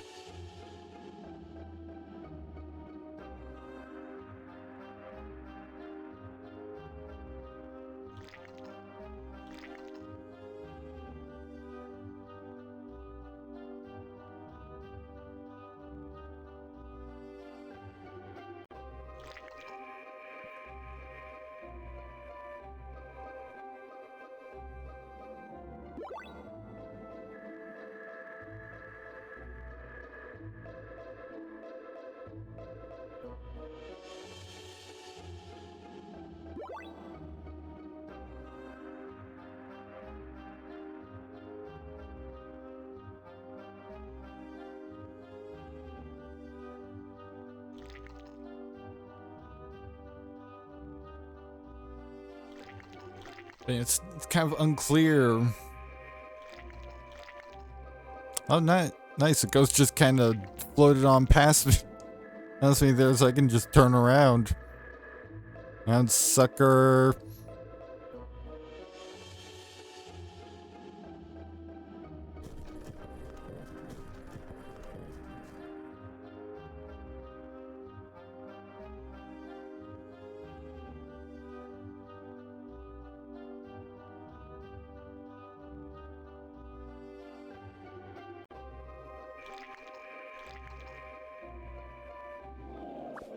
Well, you know, it would have helped if the game had been clear as to what I was supposed to be doing.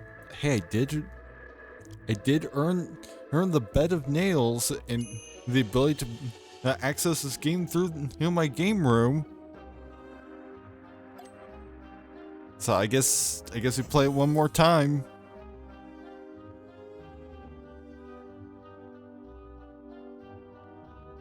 So this is where we started.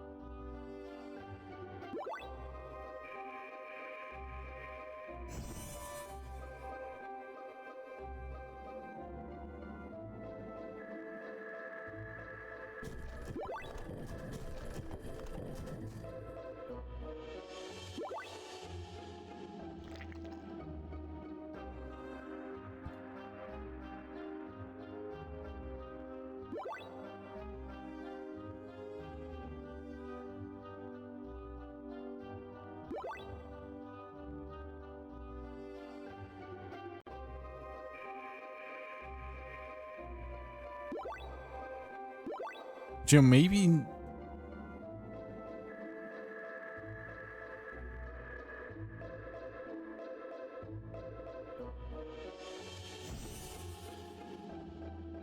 I will be able to get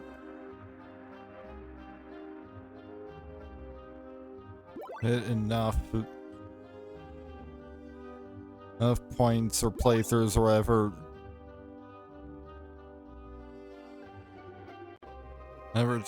Or within five games to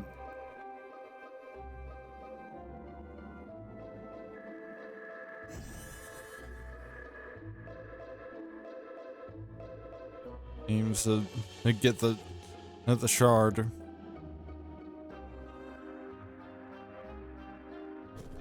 Nothing else. That first that last game where I got 10,000 points should help.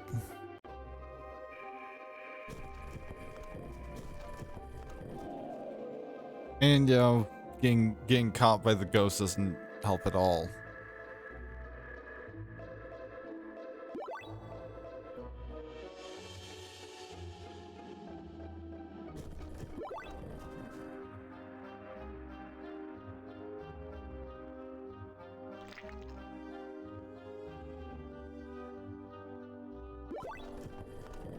Especially when it happens twice.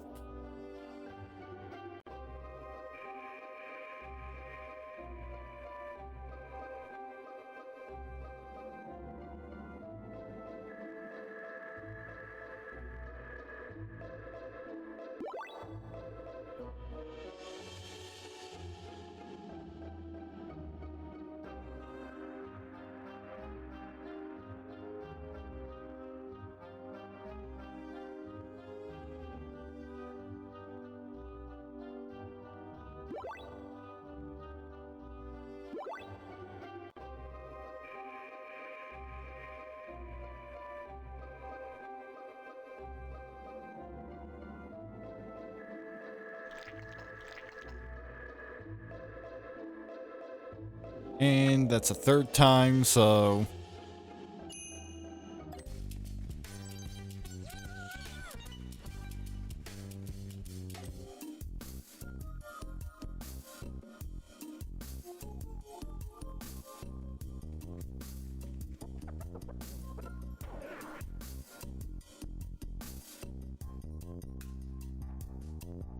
hey, at least I've got a third trophy now. Well, fourth trophy.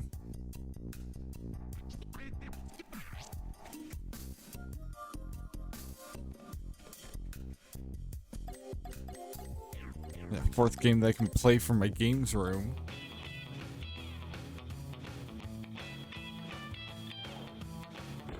Time for another five rounds of Record Rampage.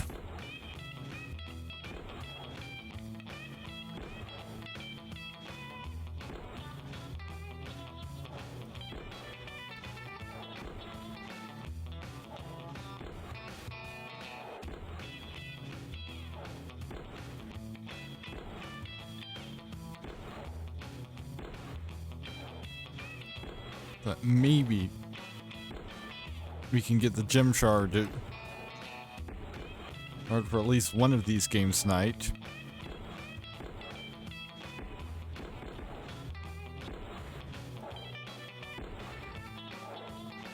But you know, it's only just barely after one, so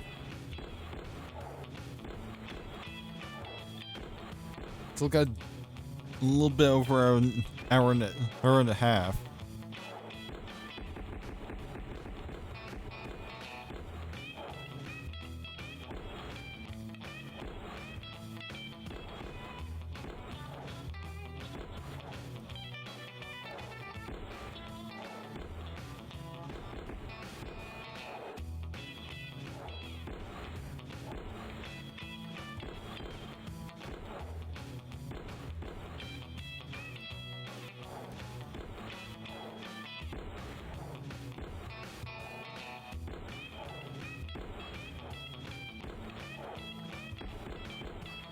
Of course, you know,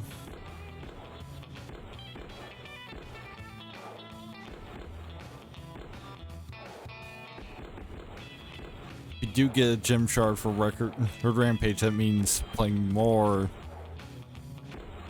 with the Shuriken game. At least each stream, not each round. Will still be only 5 times, but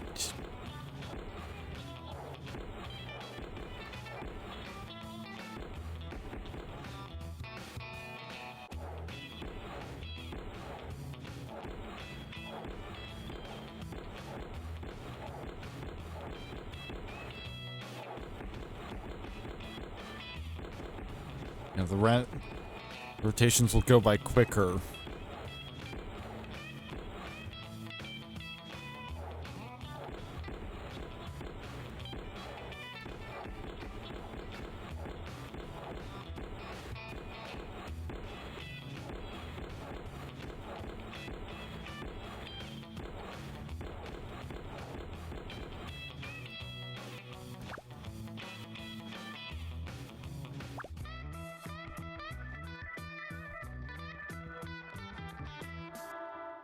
Warning, you now have in your possession a powerful gem shard. Guard it carefully. Well, then there's gem shard.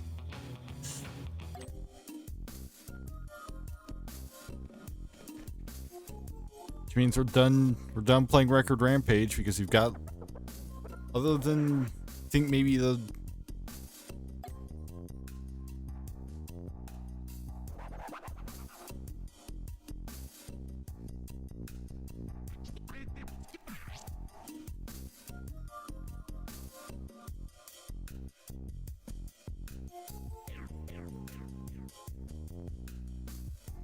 and you get this for, I believe this is something you unlock from playing Record Rampage 2.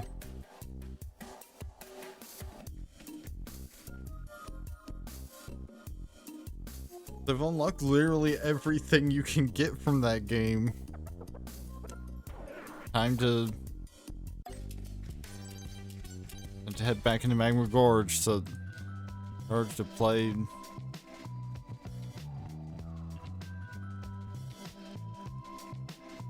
Okay, some more of the Shuriken game.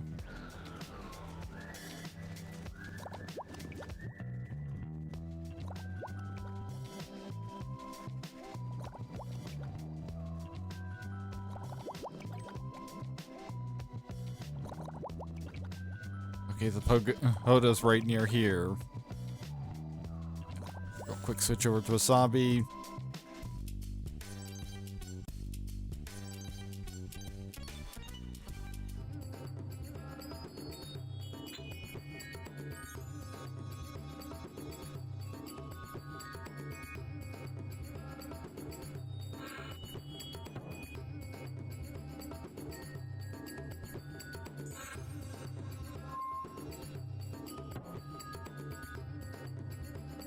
Right, so that's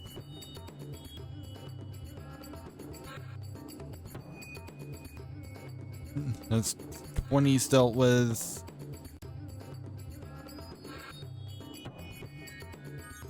Nineteens. Well, with bullseyes.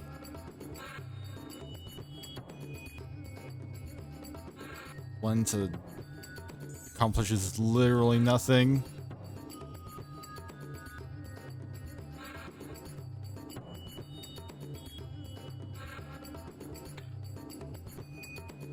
Of course, you accomplish even less when your shuriken just falls off the board.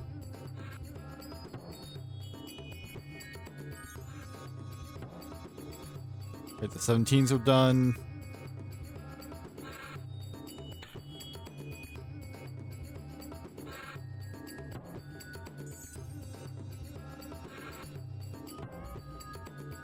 Bullseyes are done.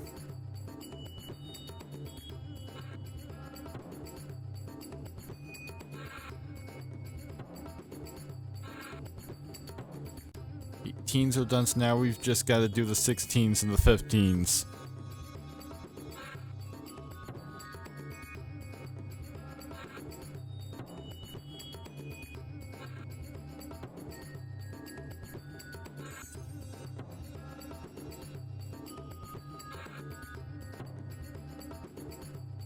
Right, just 16 remains.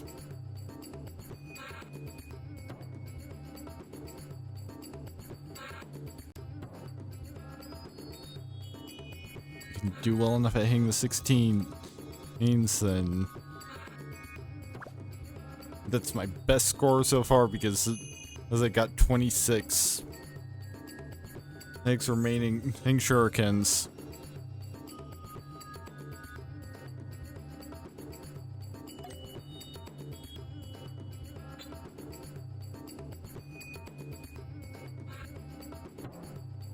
But that's not good enough to unlock anything.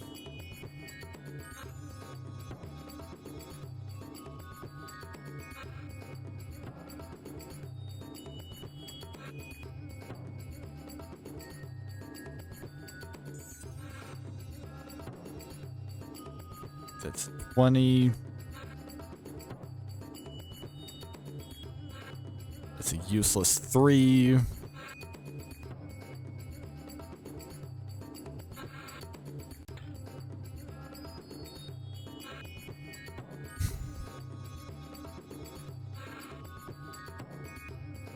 Alright, still overshot a little bit, but still got 20. So oh, that's still useful.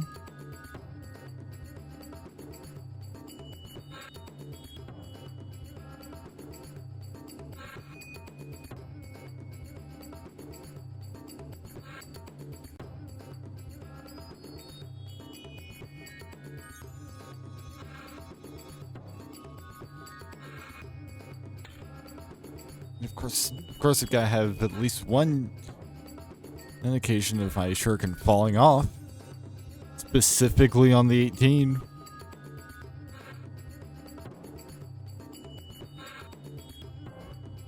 Right, that's counts for 2 bullseyes.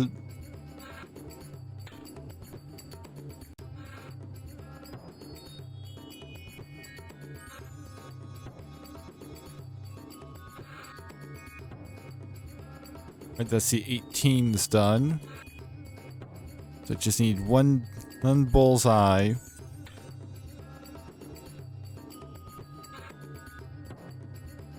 And all the 15s and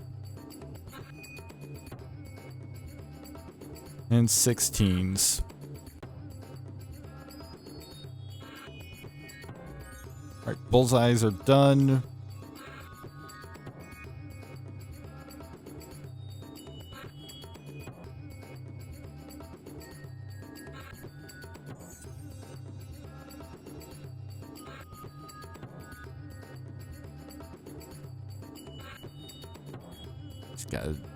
Gotta hit the 16 at least one more time.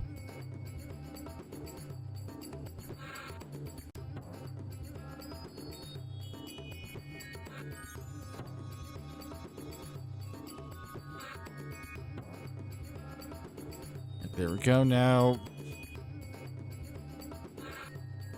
This is substantially worse game, but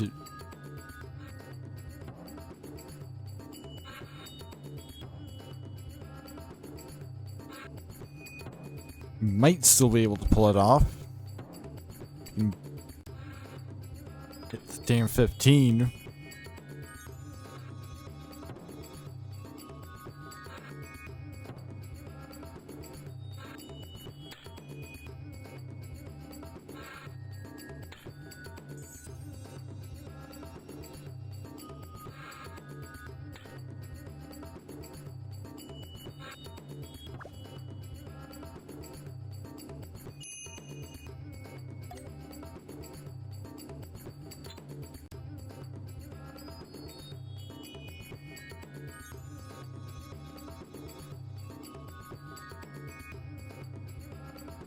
$35 throwing stars left.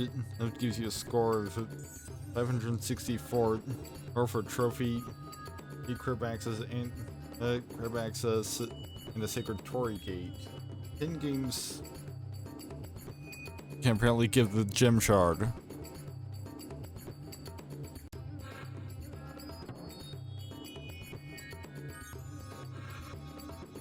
I mean, those are probably 10 games that are better than what I've done.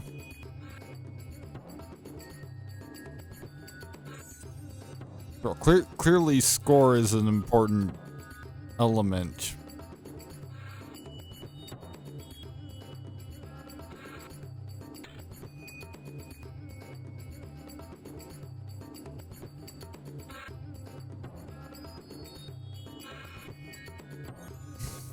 Because otherwise I would have the gem shard for Stitch Soccer already.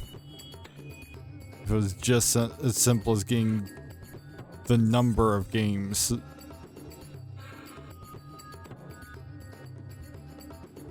That this random person on the forums, at least allegedly, he got a given Evan gem shard at.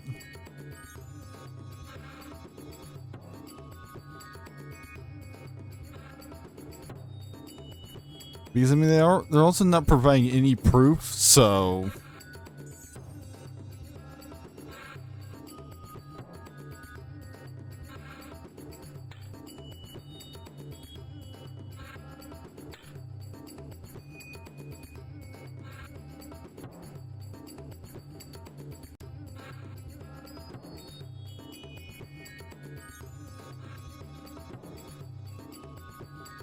first, they're not really giving like specific numbers, like, yes, this is the exact number that you have to beat. I was just saying, this is the score that I got when I accomplished this goal.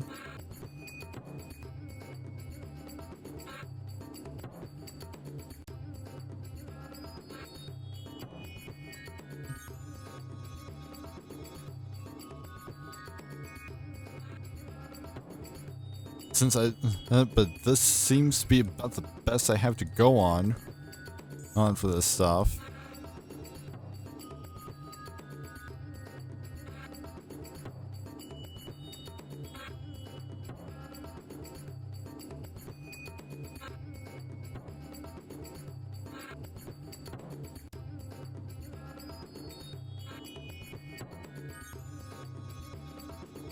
Yeah, this is gonna be another one of those bad games. Where I don't even...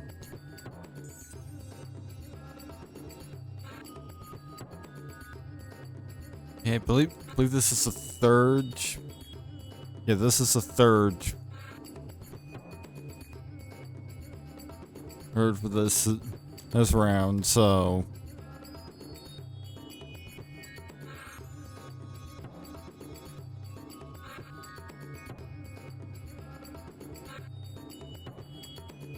Yeah, there's no way I'm...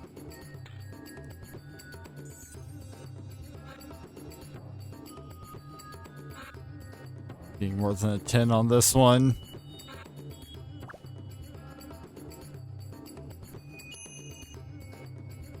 Oh, a 17. It's number 4.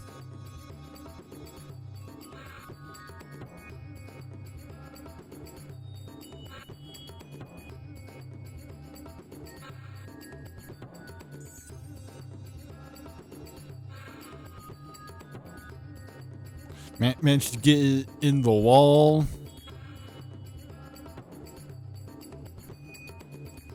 Yeah, managed to do that twice. An excellent use of my shurikens.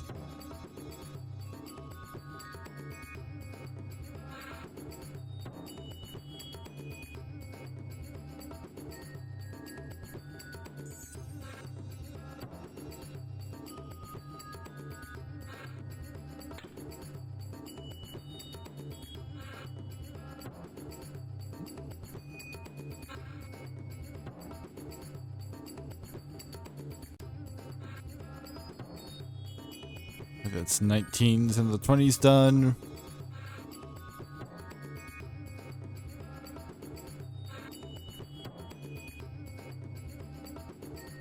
It's 215 means from a single shot. That's a 15's done.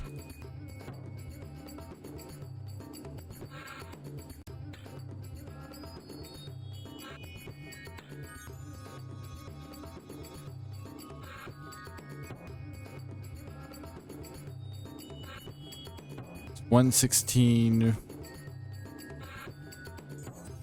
2.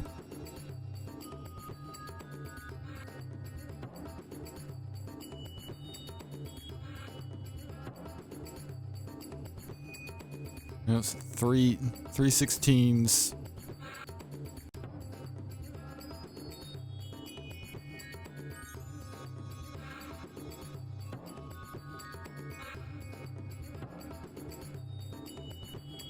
Got it on the line on the 18, so and I can just move on to the 17s.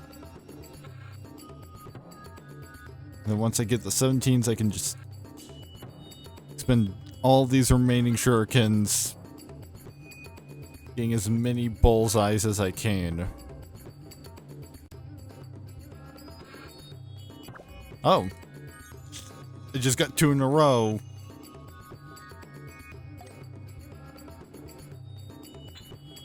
Alright, one more.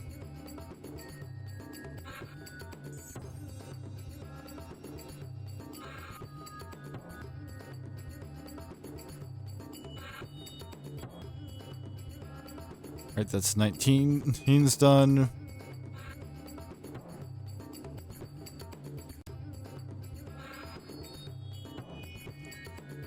Just barely overshot getting that into an 18.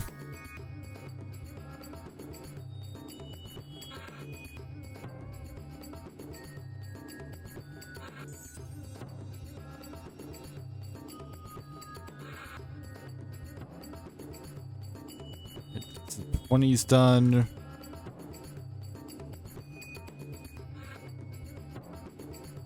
Just give me a bullseye. Really?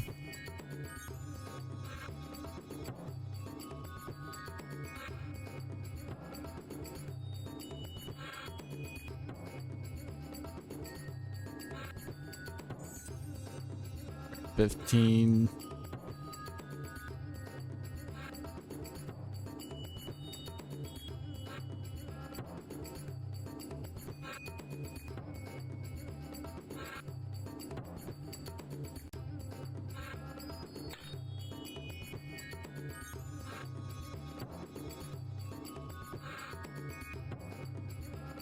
Fifteens are almost done.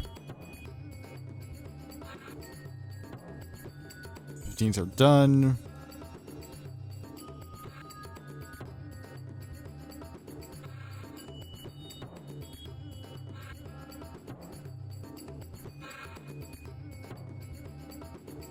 Alright, 18s are done. Now just 17s, the 16s, and this one last bullseye.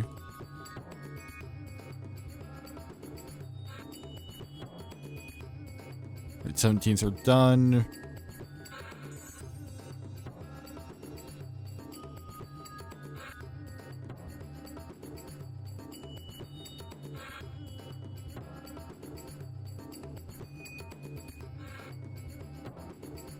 Now just gotta get the 16s and the final bullseye.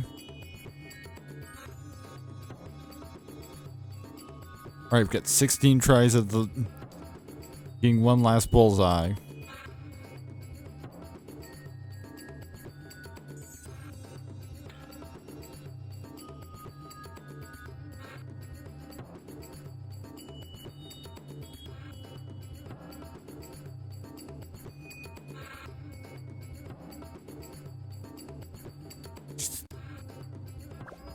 Finally.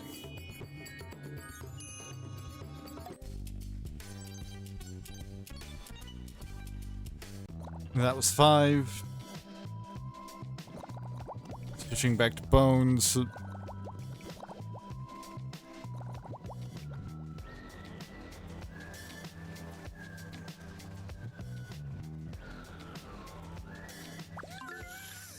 Are you seeking something? Maybe I can help, or maybe not, but only if you know the password.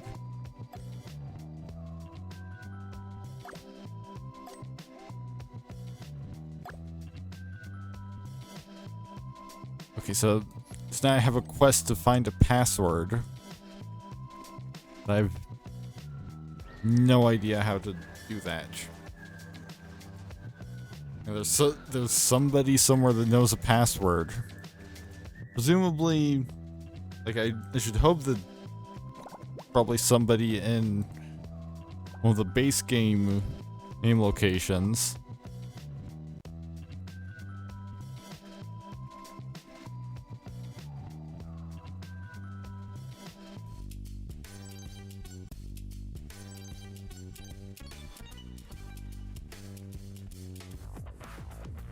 Alright, time for fishing.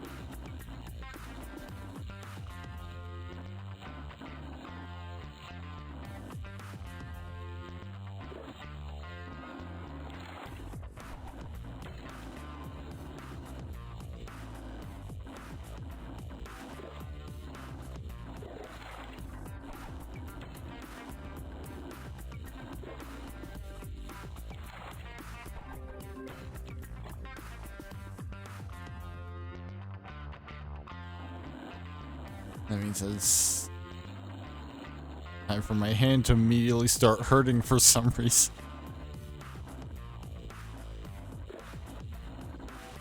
My hand's just not liking all this arrow keys action, and for some reason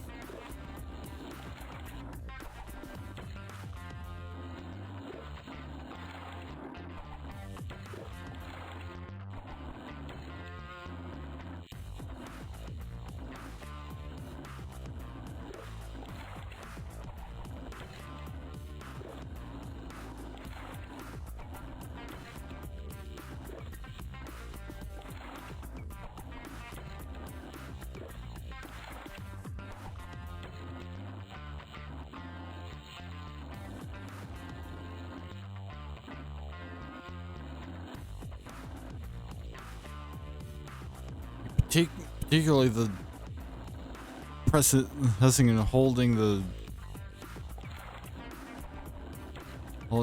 down button.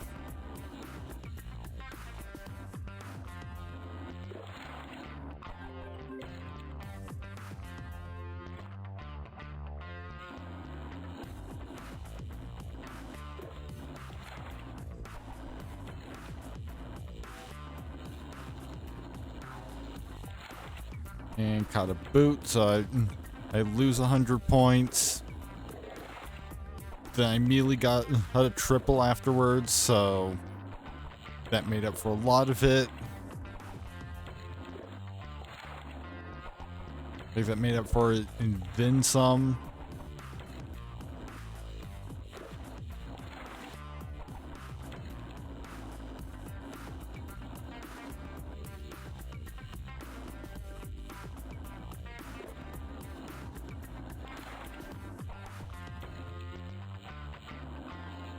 Just gotta get this one last fish. Fish in the next minute.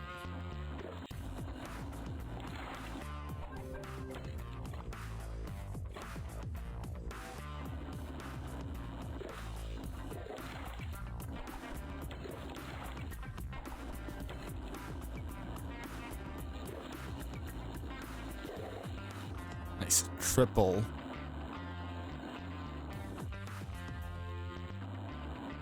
Especially triple that caught one of those great A ones.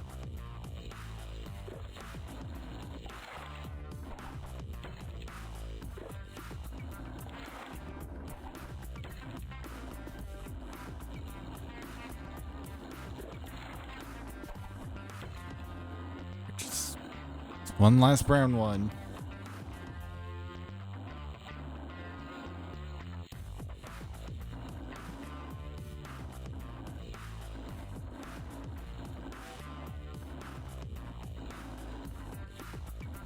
Come on.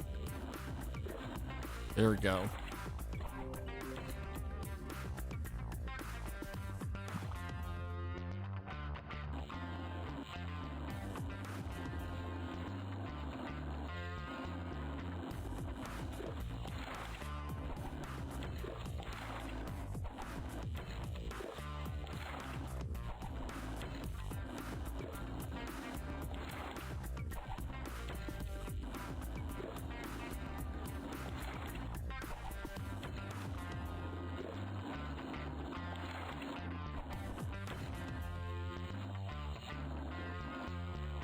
I think this might be my highest score of the night, at least.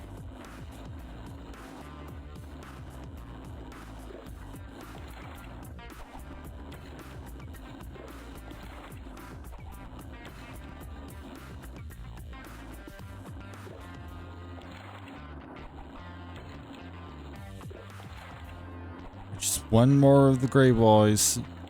And there we go. One brown one and two white ones.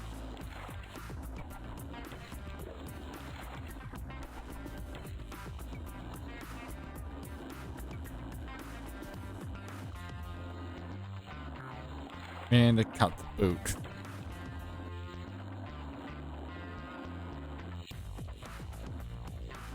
Just get on my hook sometime in the next 30 seconds.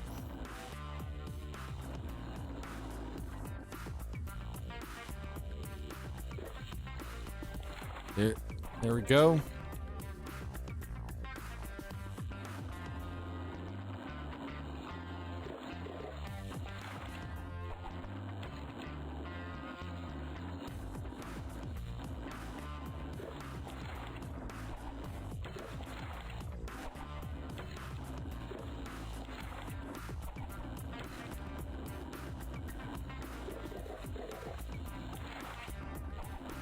That's nice triple.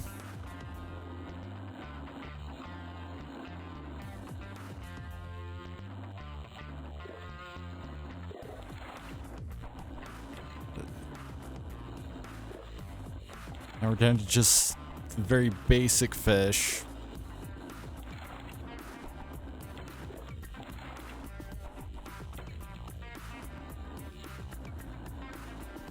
We've got a full minute to catch this one white fish.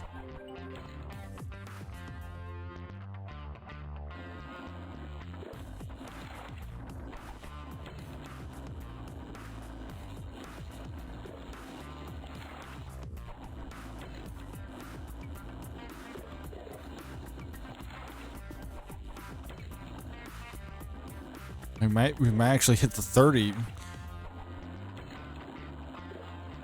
Already marking this run.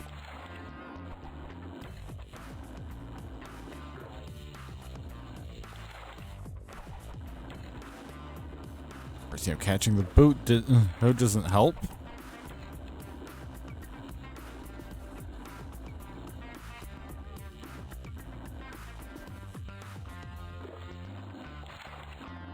Alright, we at least hit the 30 mark regardless of I would like to actually finish this level.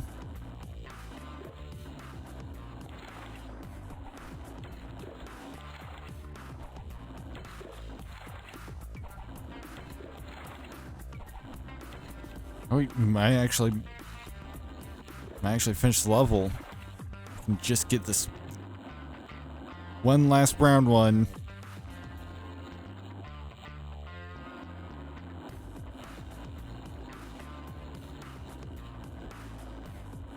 Of course I'm not going to.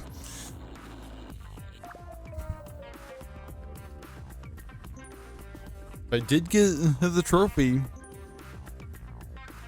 and the skeleton keys. Actually, I have an idea.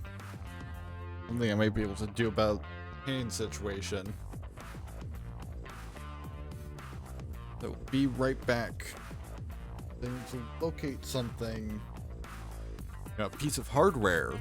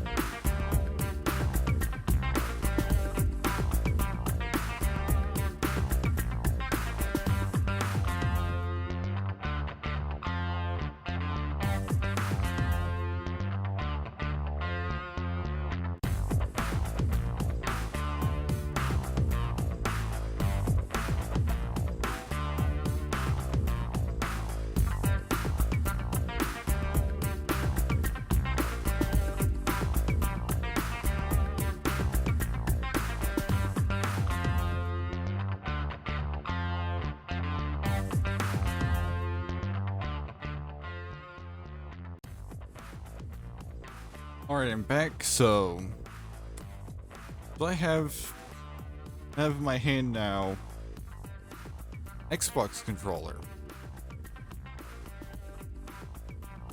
Because you see, I have a program that lets me turn controller inputs into keyboard inputs.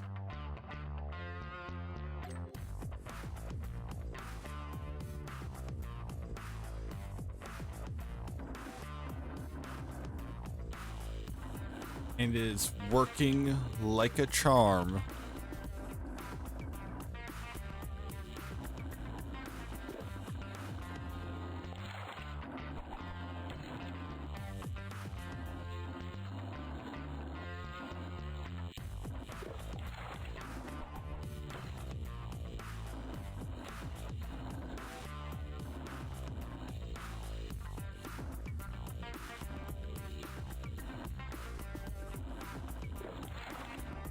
I think I might actually adjust the mapping a little bit.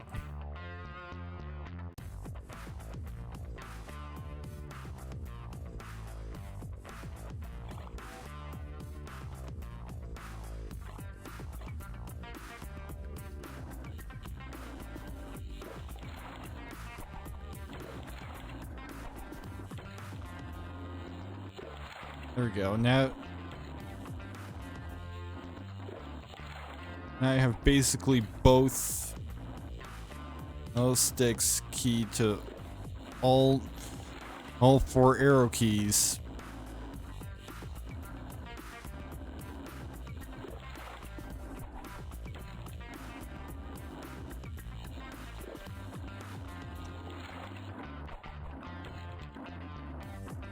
I can just move with whichever one feels most natural and to control all the line with whichever one feels most natural.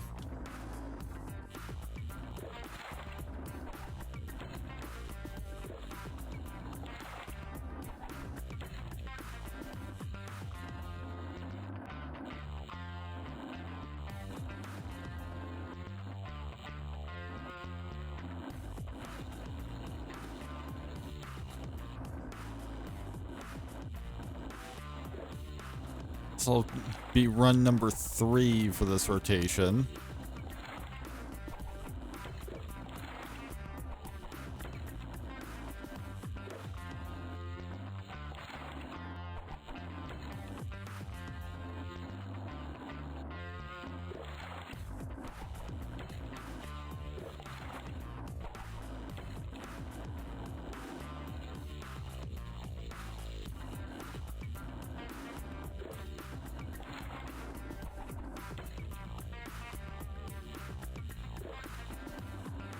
And this is proving to be much easier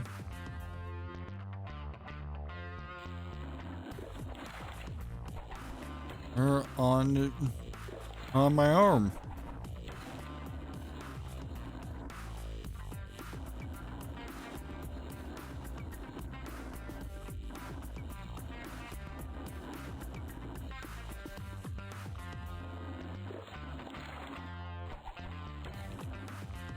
So that's very nice. I don't know what it is about these arrow keys.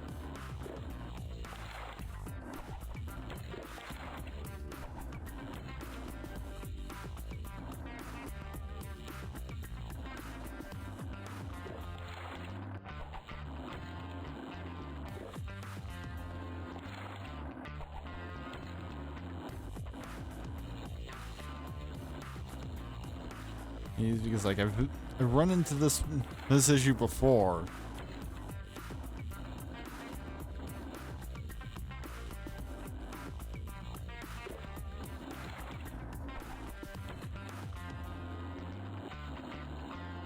Or like particularly if it's repetitive. Maybe I'm developing carpal tunnel or something. So then you would think one thing would be more painful, and also I would be experiencing it in other situations. And rather than it just being using the arrow keys too much.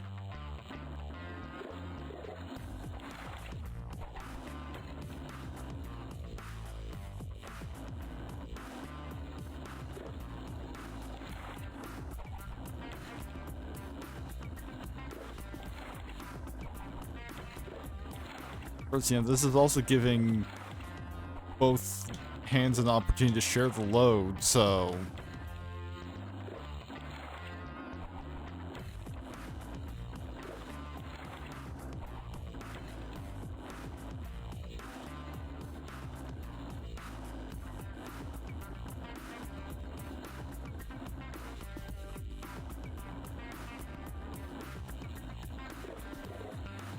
got a double. Just gotta get this last brown one.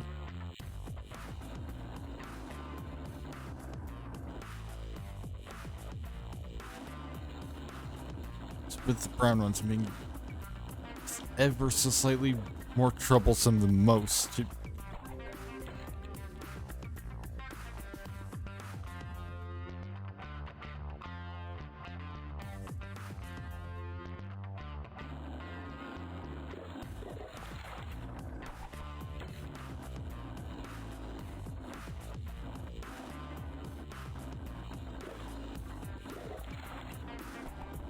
Hey, now I get to experience what it would be like if there was ever a console port of U.B Funkeys.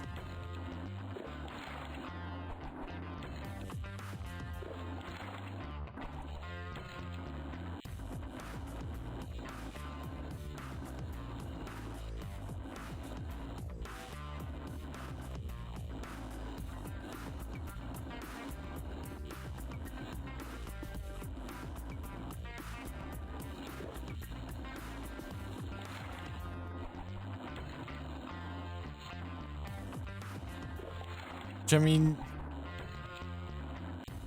in a lot of ways, I imagine, at least when it comes to the basic core concept, Skylanders is basically just U.B Funkeys, but for console.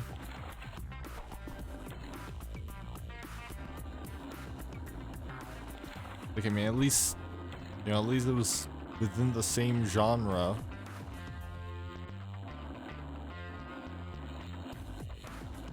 You know, Toys to Life figures that you put on a little thing.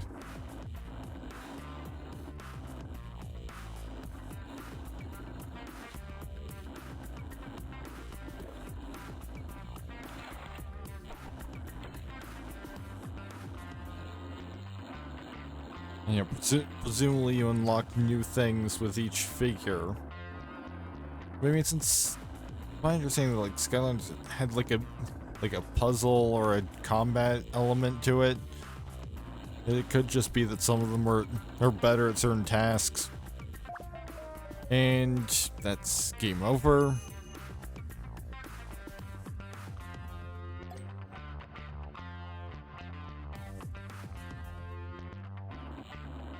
So this is game number 4. Or for this rotation.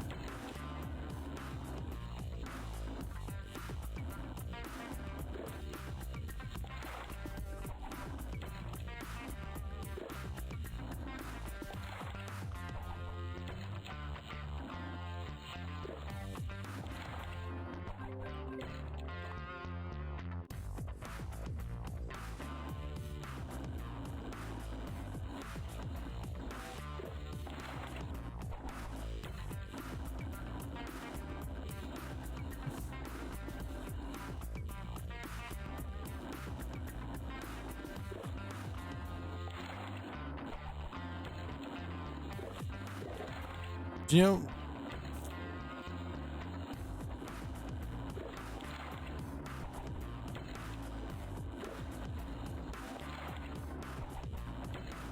what's probably really at fault?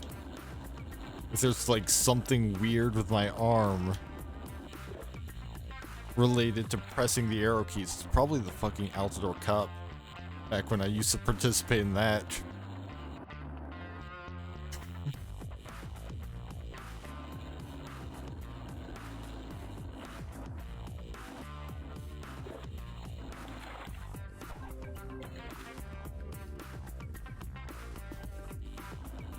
So that had a lot of grinding, dominantly with a game that uses the arrow keys.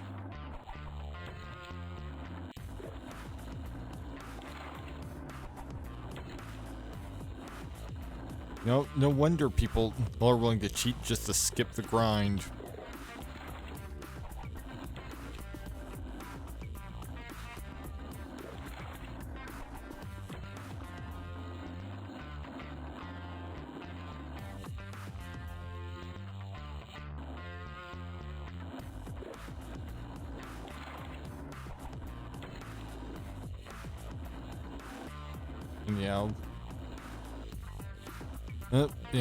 Ironically, the reason why I quit participating in the Elder Cup isn't even because of like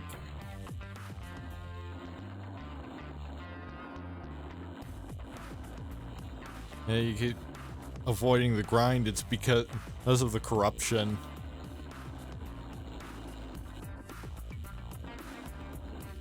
It's like that. There's at least one instance of the input team hastily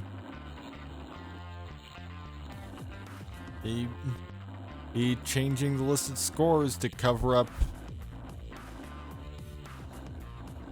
but people using scripts to cheat.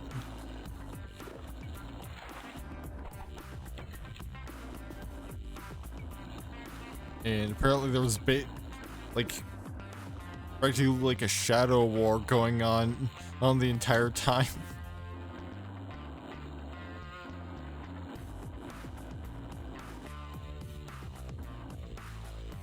Basically, a group of players that had a means of cheating and a group of players that were just really dedicated.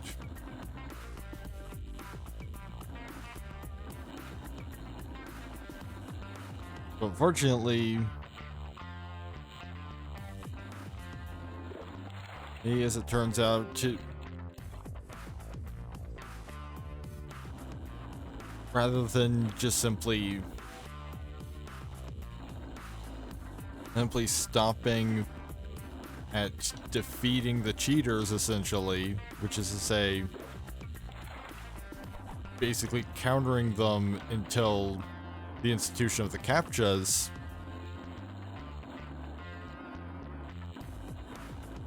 as at least one of the groups that formed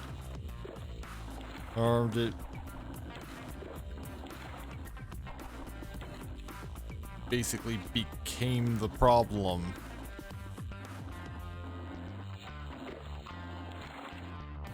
Because now the problem isn't people using scripts to cheat, because the CAPTCHAs work to counter those. Problem is instead people gaming the system.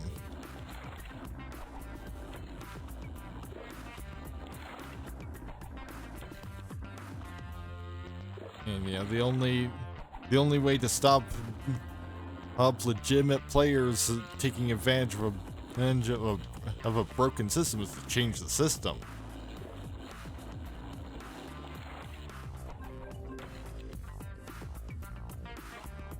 But hey, last I saw, the Neopets has become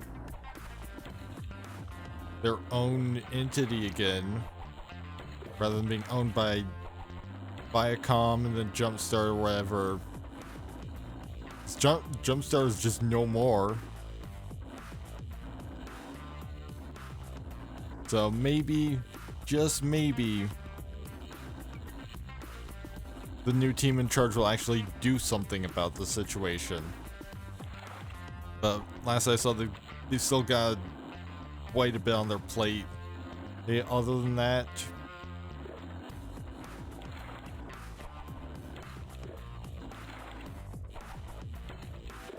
Because like a lot of much more frequently used features were left broken by Jumpstart. Granted, they apparently restored it. They've already restored a lot of like the Flash-based stuff. Well, like they've made literally all of the Flash games available. All through a plugin.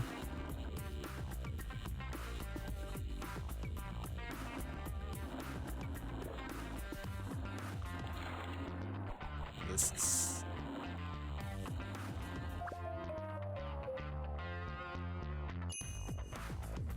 Oh, one more run.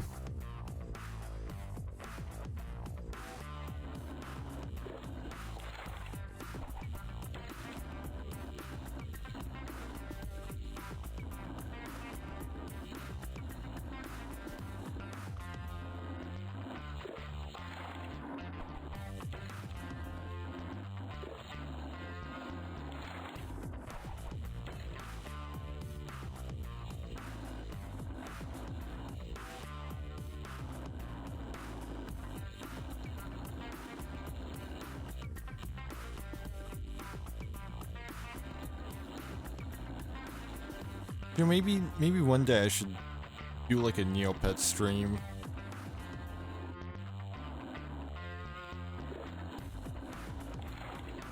I still have the account that I had over a decade ago. But I think if I did a Neopet stream, I would probably just make a fresh account.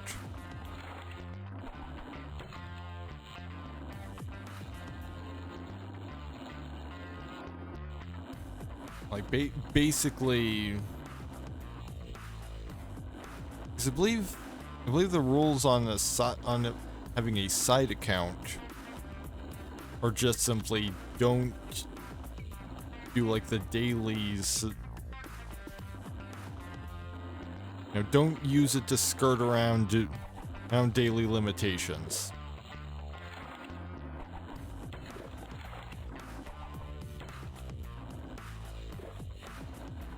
And so like, you know, if you played a game, you submit his scores in a game 3 times, don't go and switch over to another account just to submit another 3 scores.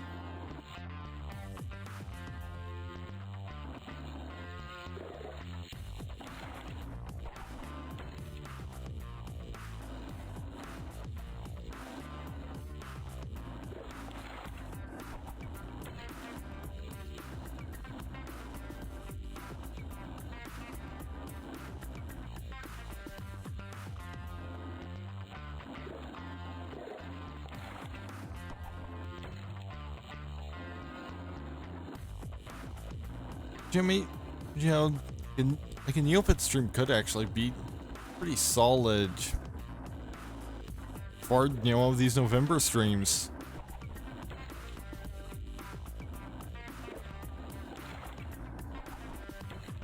Maybe I could do that if I'm... if like... I think if I finish the Magma Gorge gem, I'm early essentially. Since the goal is one area completion per year. But at the same time, a rate like that would mean taking like close to half a decade just to complete Series 1.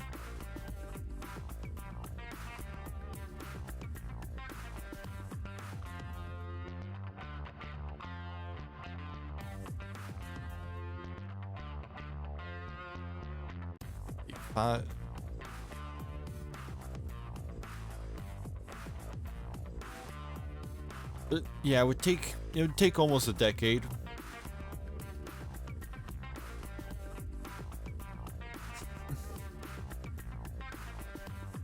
Because there's a grand total of 10 areas in the series.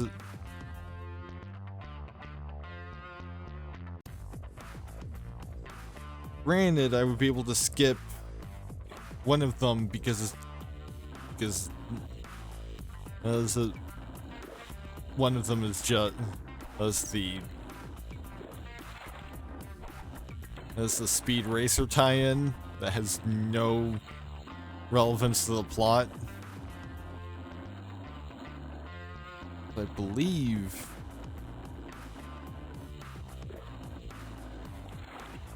I may want to at least stop by the Royalton Racing Complex at some point.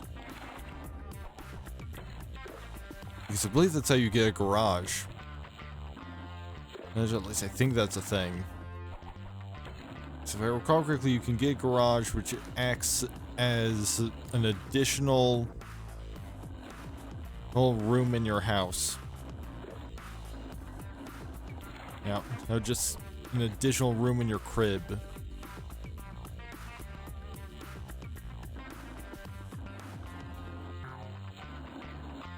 Just got the boot.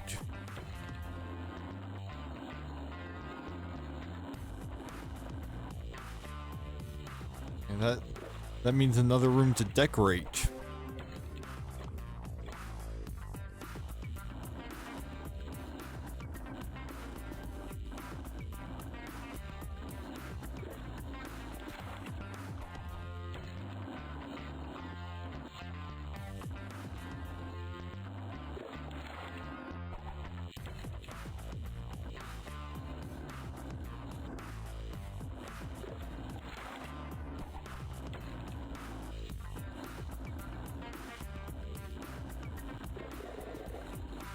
Nice. Is it triple?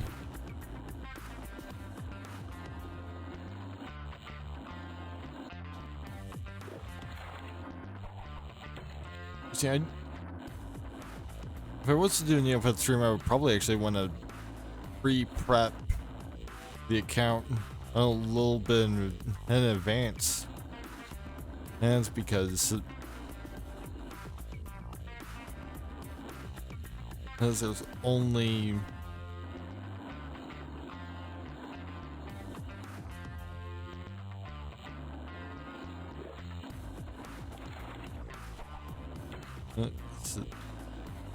there's, you know, certain things you can't do with a fresh account, not on Neopets.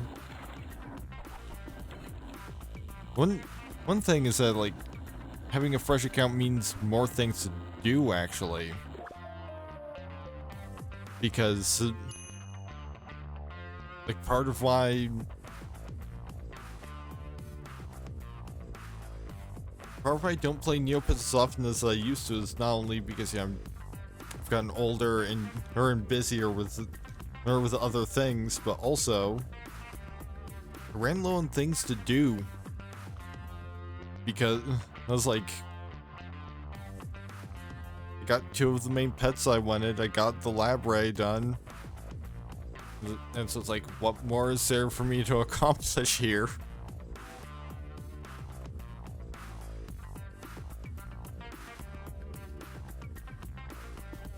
I believe that was run number 4, so we're on number 5. Either way, should be done after this rotation after this one.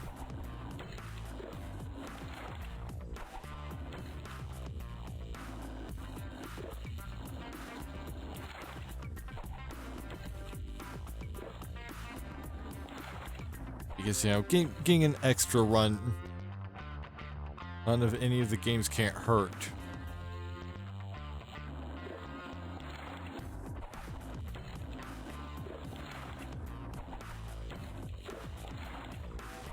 Especially now that, you know,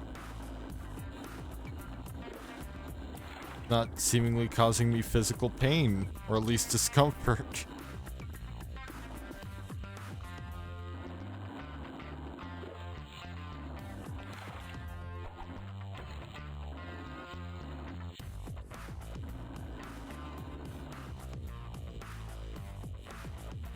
only quarter after 2, so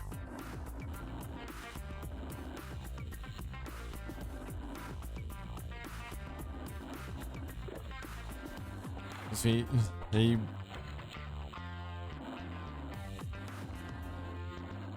probably 45 minutes to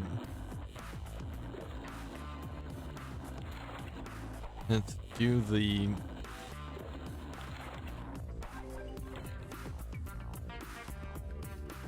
exhortation of Bitch Stalker and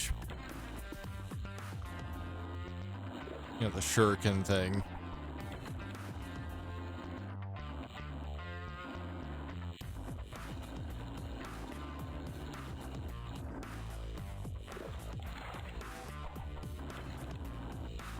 Yeah, we're probably mostly only a little bit ahead of schedule because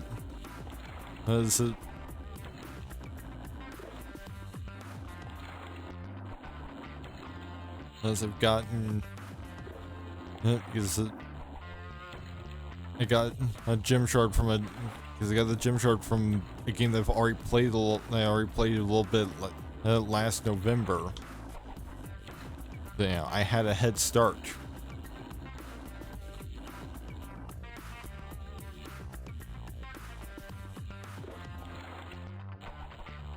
Potentially, because like you never know, it could be X number of games scoring at least X number of points as well, which funnily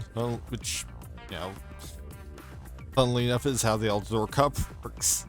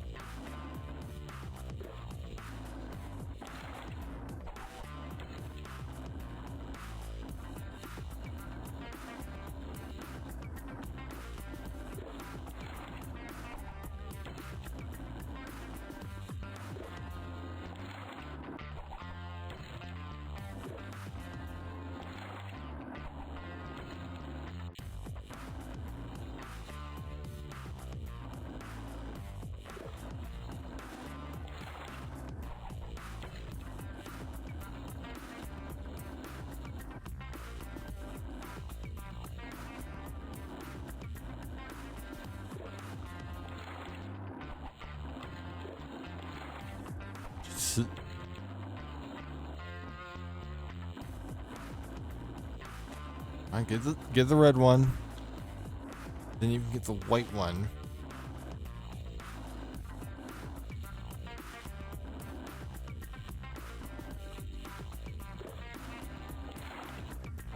All right, red fish secured. Got it. Have these last few white ones.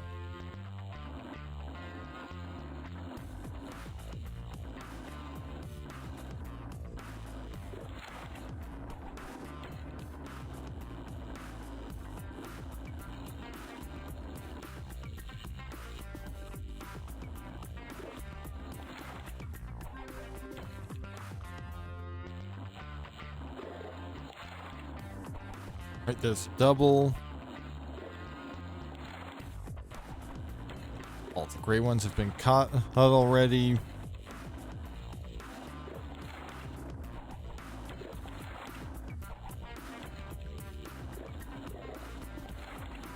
And another double.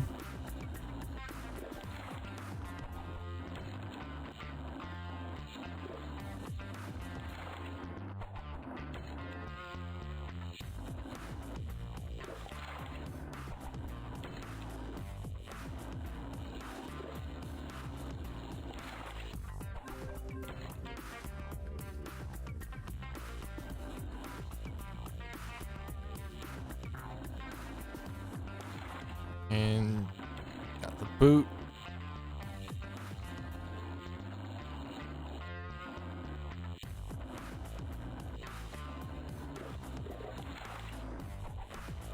Double grays.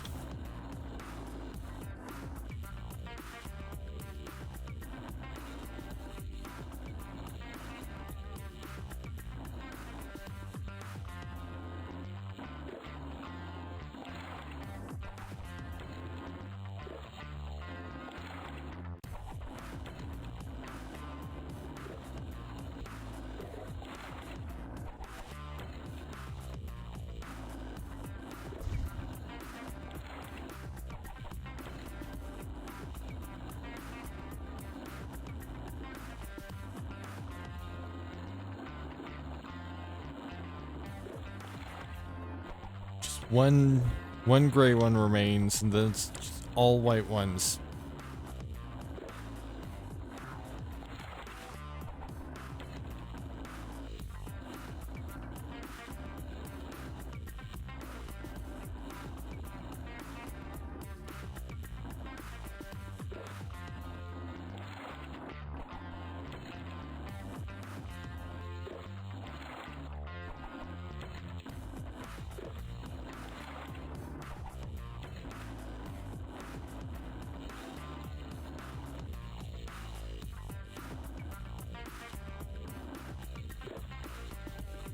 Final white one has been secured.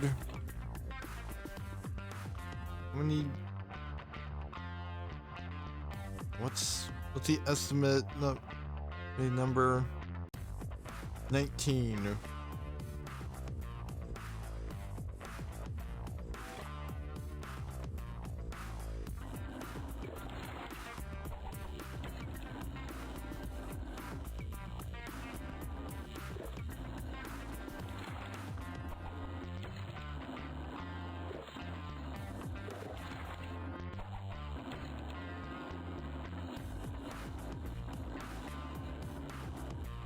But, you know, that's perhaps 19 at higher scores than I've been getting.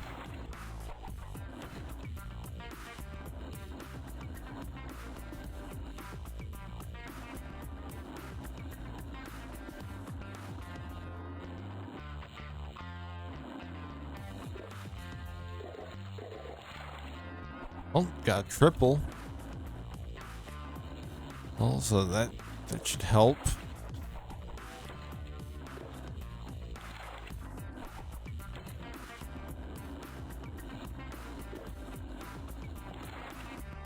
We got to try and focus on getting this last brown one, and there we go. I've got a full minute to just grab these last 2 white ones.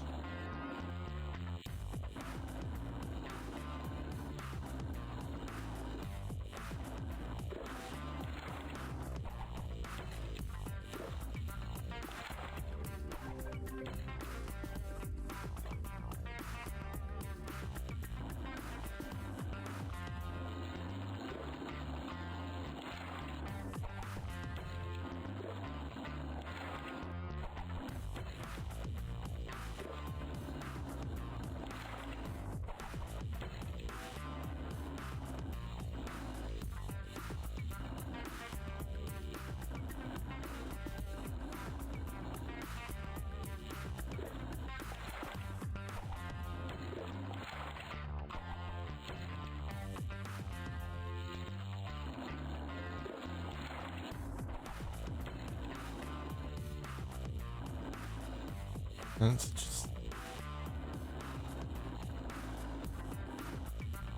I think this is probably going to be the end of this run.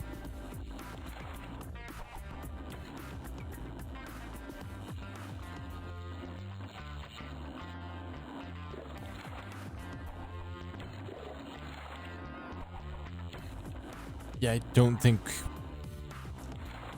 20 seconds is going to be enough time to catch the rest of these.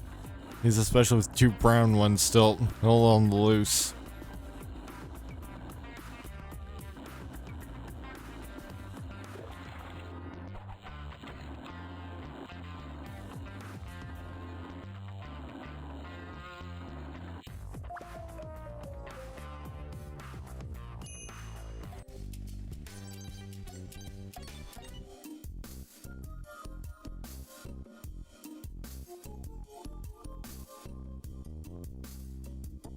And I will be right back.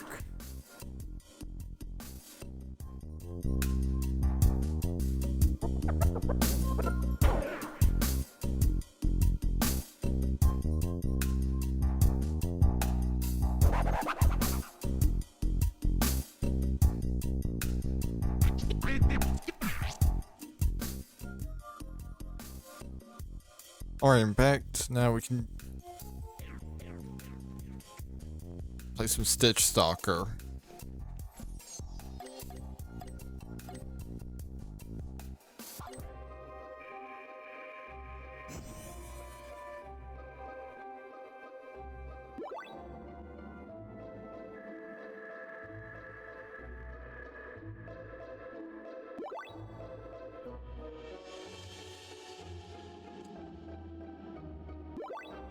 still have no idea what these white things are supposed to do.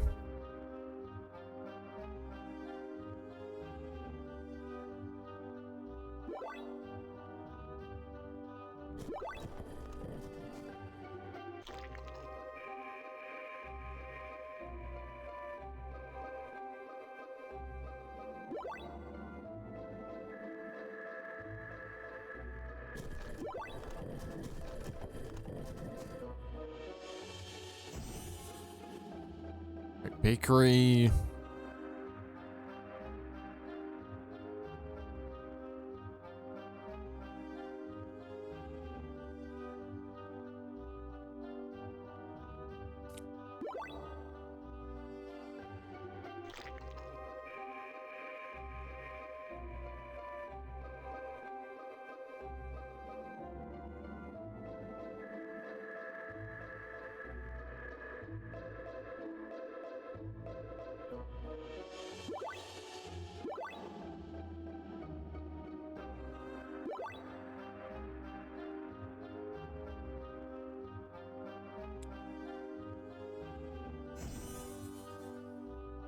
Oh, guess we didn't have to stand on that spot. Yep, of course. I moved into the other area too fast. I was trying to avoid the ghost. Those thing got spotted instead.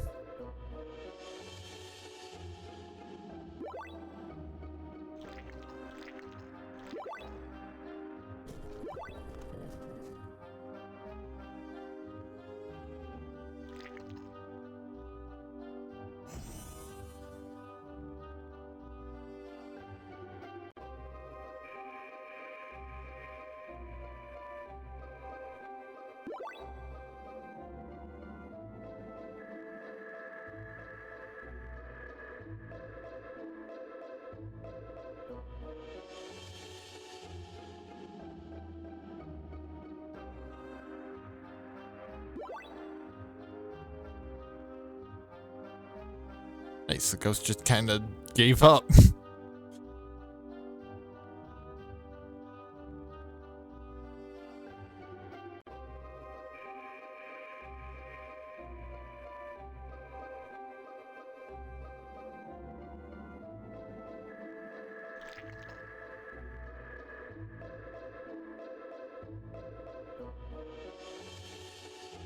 Really?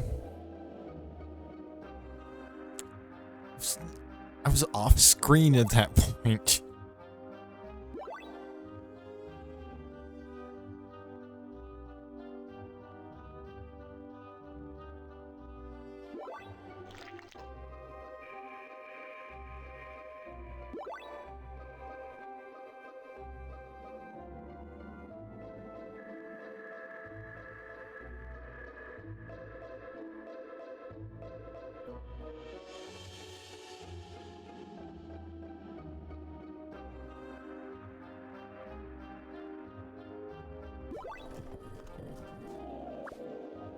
And that's game over number 1.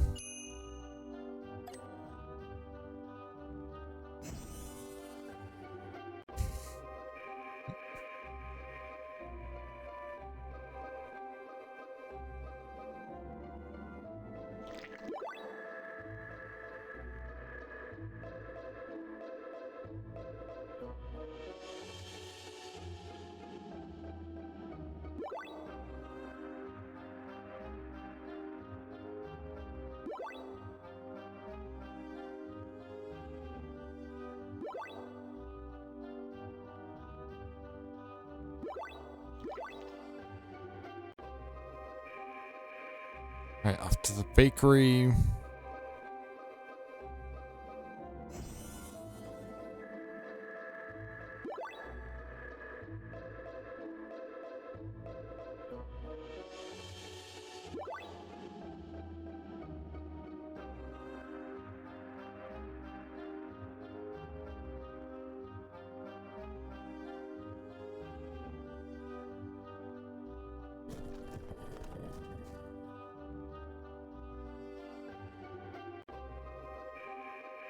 He's not just gotta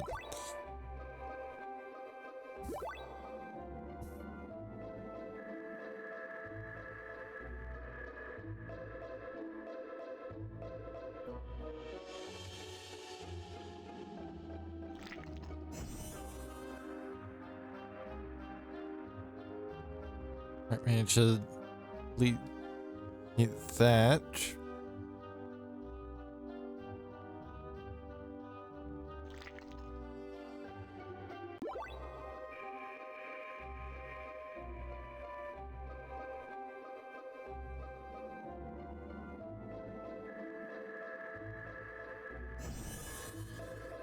Right, round 4.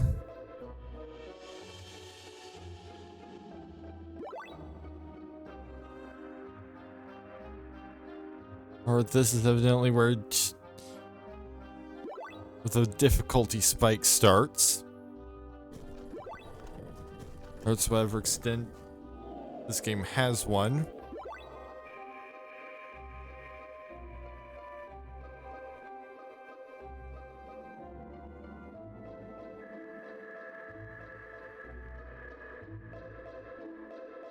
Oh good, the ghost can just teleport.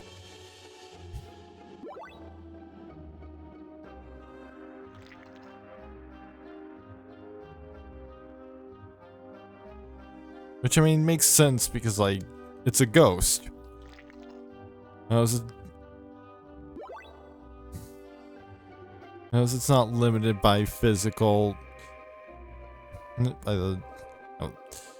physicality.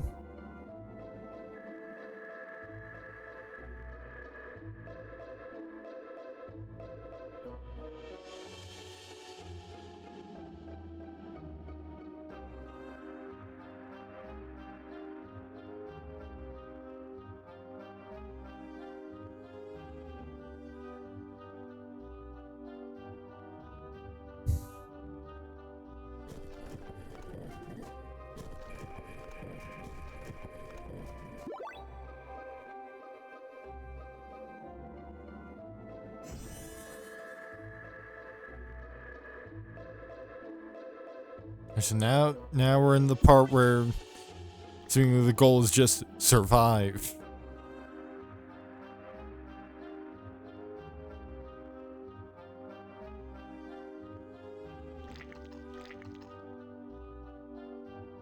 It's like if there's a spot that I'm supposed to be getting to at this stage, I don't know where it is.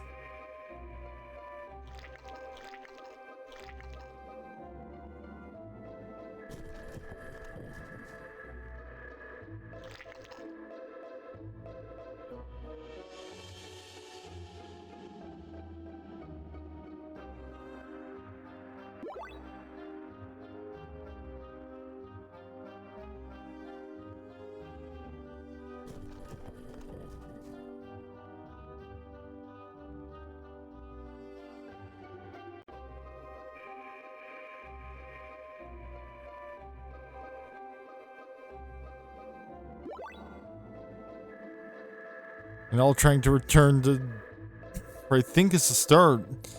What got me was having the ghost there waiting for me. So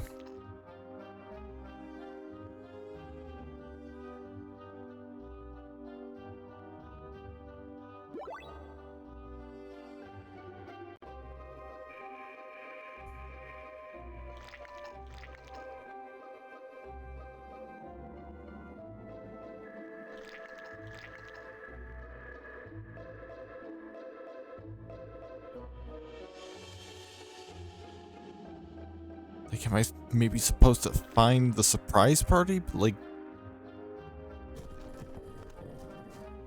the game doesn't seem to specify where the surprise party is being held. It says I know, but oh, but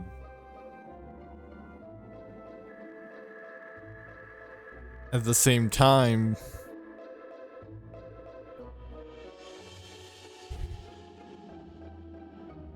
it seems to be more sort of abstract in character knowing. for the purposes of the story.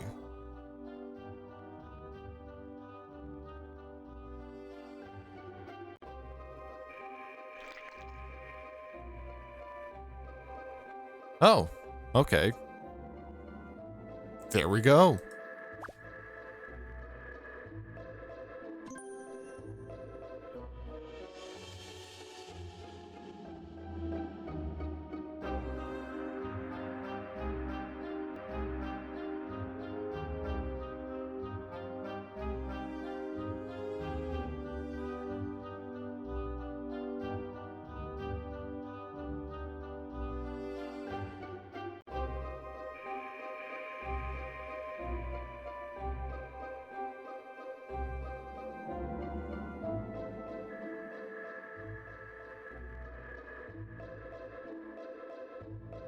Alright, Mike, just had something come up real quick. Now we've got the broken arcade machine.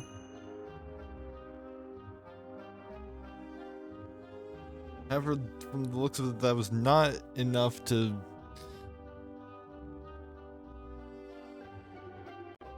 that's that gem shard.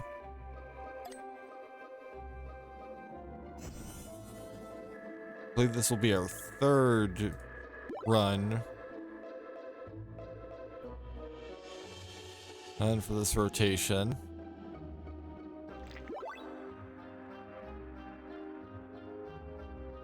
Hey, now I know. I've just got to go up a path that trails off the screen.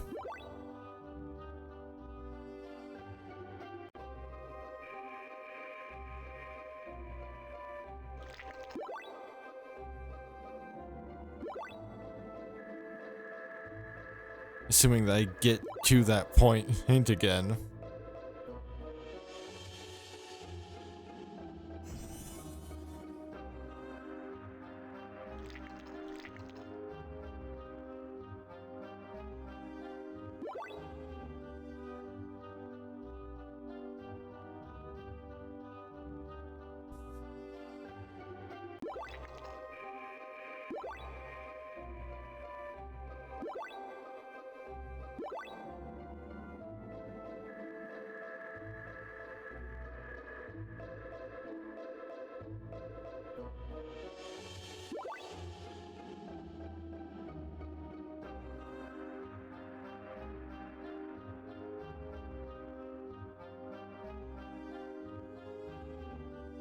But you know, it's interesting that their target just kind of vanishes when you reach that point.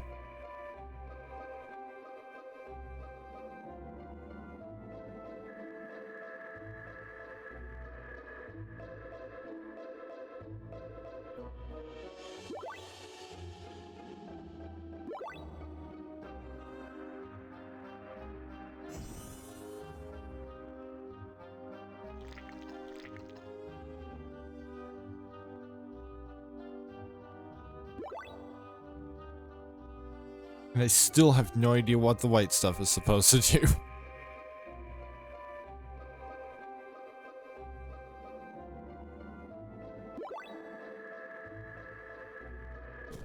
Like, I'm collecting it, there's a counter for it. But at no point is its purpose ever explained.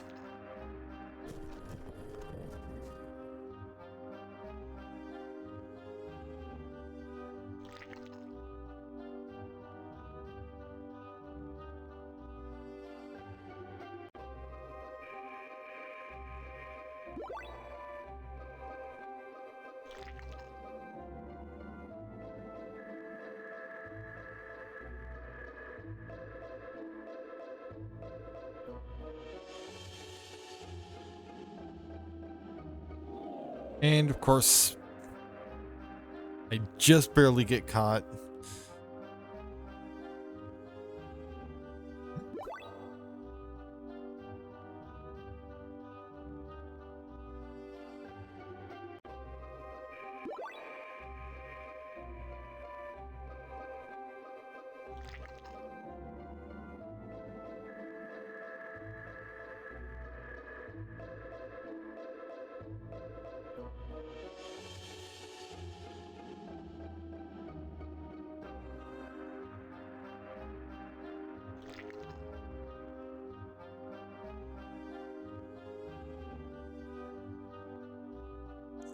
Great, now I've got to do this.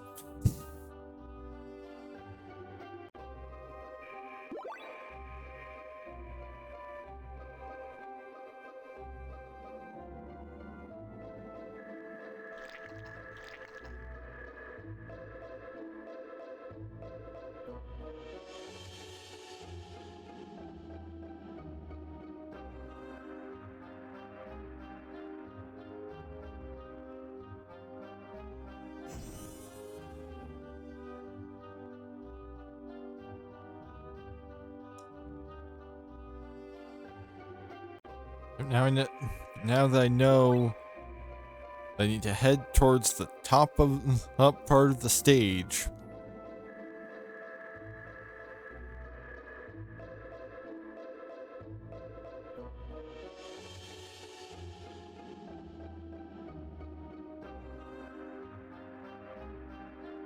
Nice, just kind of missed me.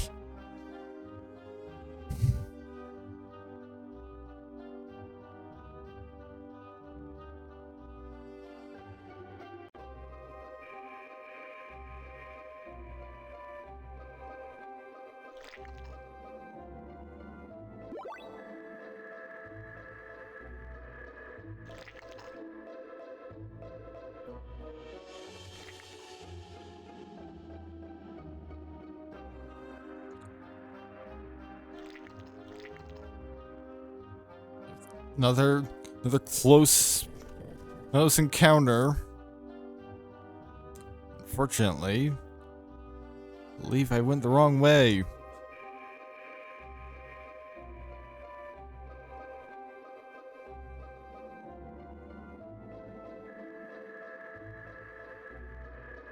I think that maybe this is where we need to be going.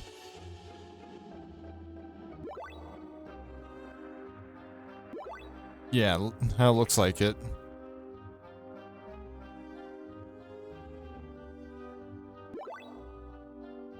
Yep.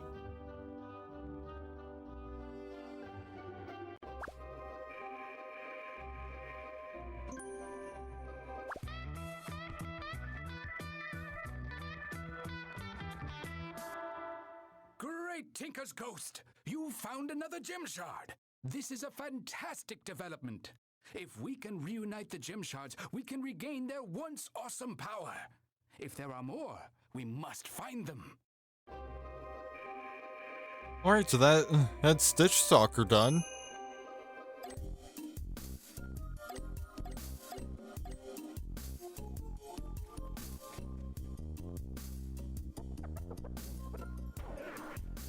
Means that it's time to go back to the pagoda.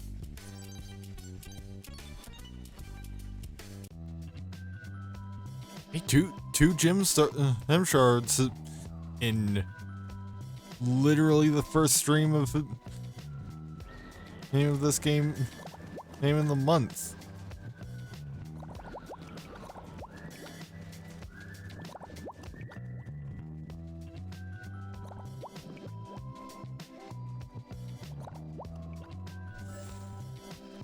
Back to Wasabi.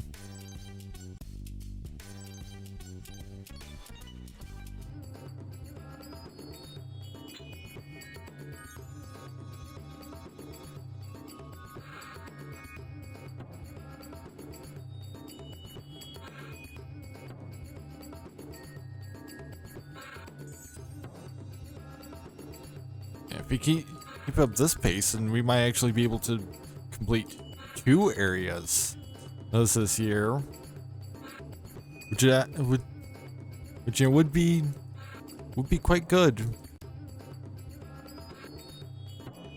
Because if I can get a pace of 2 areas per year, then that means that that playing this game every November, I can actually beat the game in 5 years rather than an entire decade.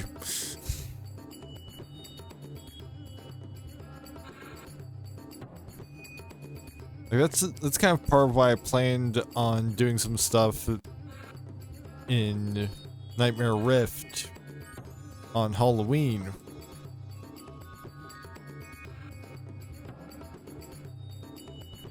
But then that stream didn't happen.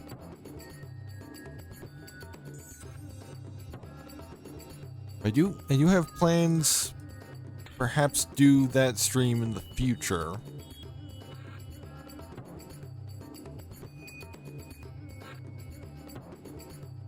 Much sooner than next Halloween.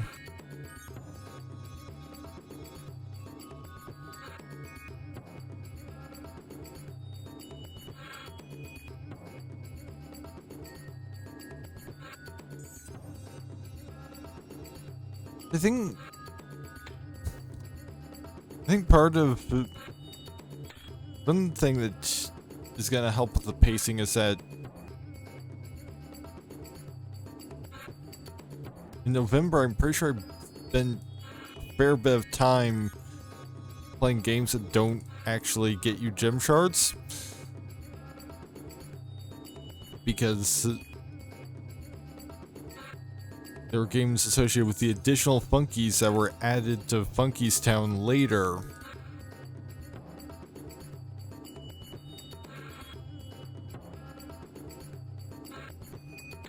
And you can only get gem shards from playing the games that were there since the beginning.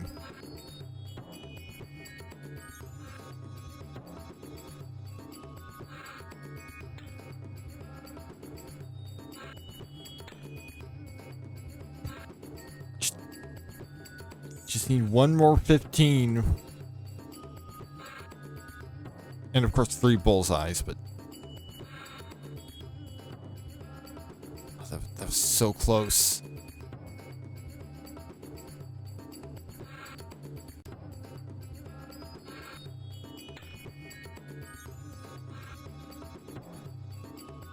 Really, that's a 3? That's clearly on the bullseye. Be great if I could get one of those double hits for the bullseye. Probably not going to.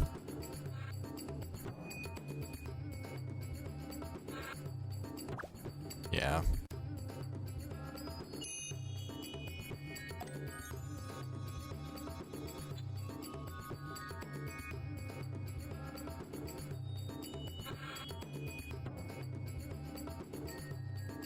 That's 120. 17.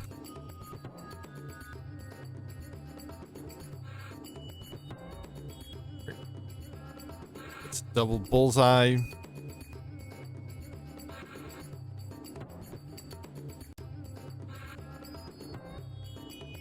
Alright, bullseyes are done.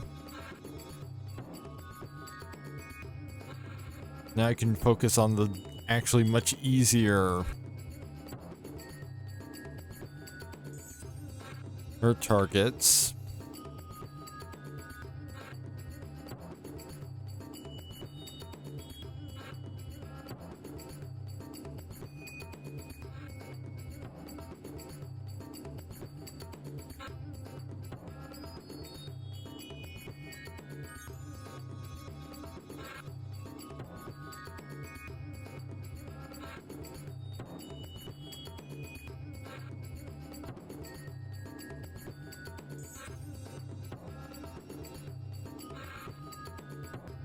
Come on, just hit the 15 a couple more times.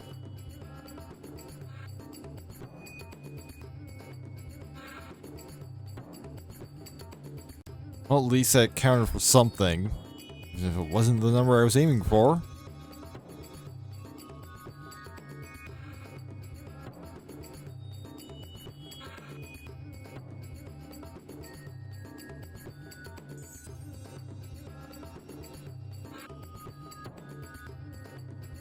Right, that's 17 done.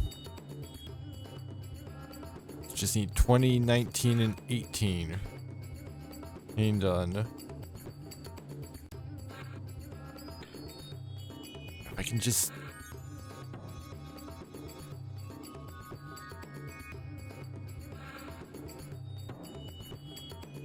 Right, 20 was on the line, so...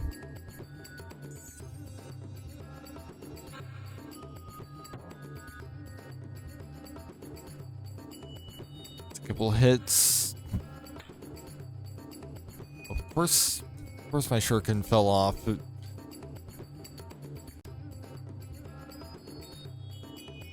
When it otherwise would have been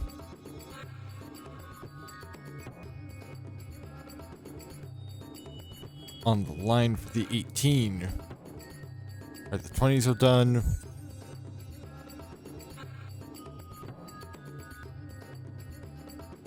That somehow just barely counted as a 1.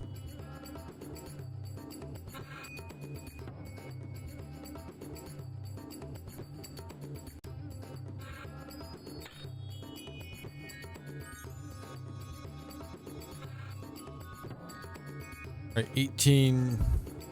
2 hits in it. Now I can just zero in on 19. In with these remaining shurikens.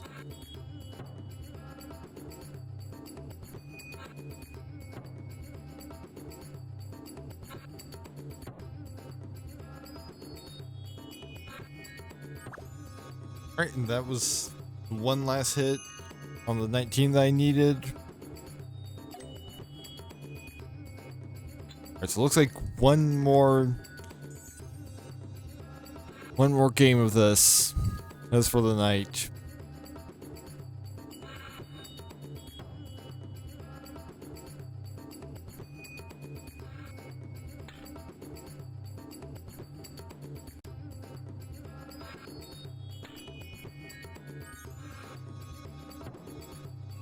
At least that counted as an 18. Even though I was aiming for the 20.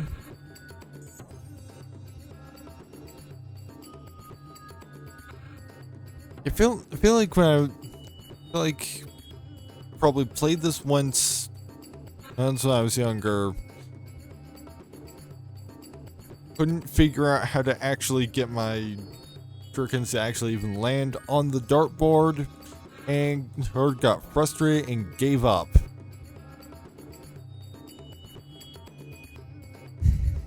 And then just never played this shit again.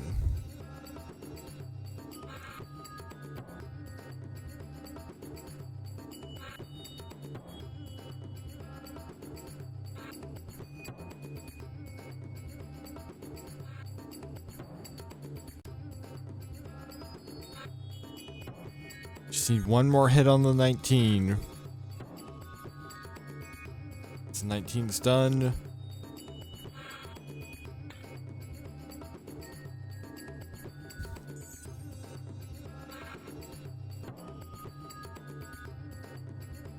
So that would be a 1.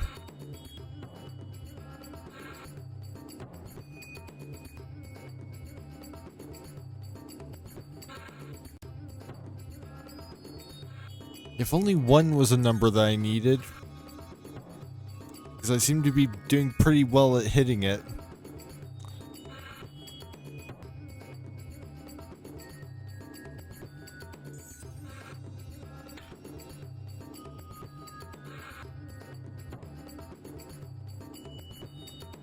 Oh, that time I got not the 18. That's just an unnecessary 20. Shuriken fell off the 18.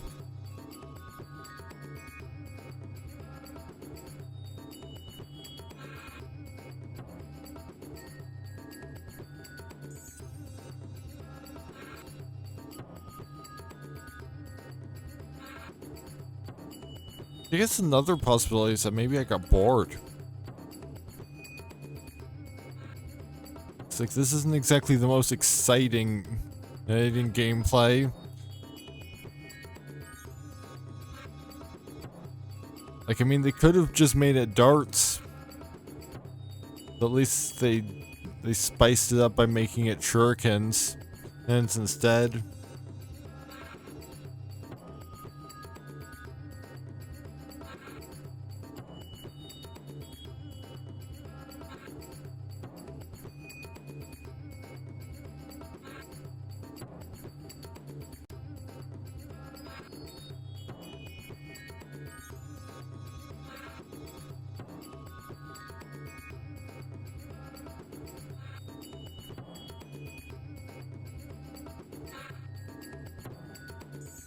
Alright, that's the 16's done.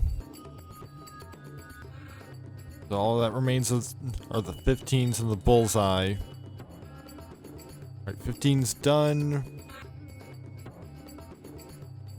Now just gotta unload.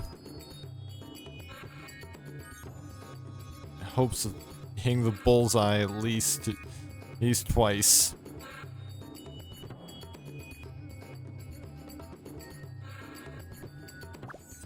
And of course. Alright, it's 3:02 a.m. so that's gonna be it for me tonight. Next stream in general is planned for Tuesday with The Sims 3. And next U.B Funkeys stream is planned for next Saturday. So thank you to everyone who stopped by tonight. Have some links in the Twitch chat.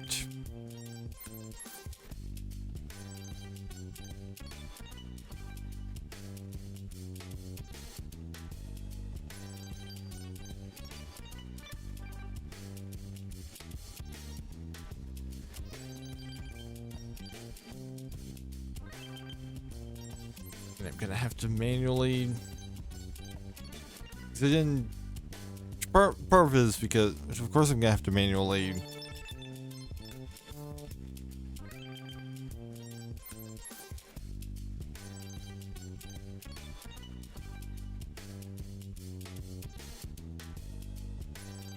You grab an invite link.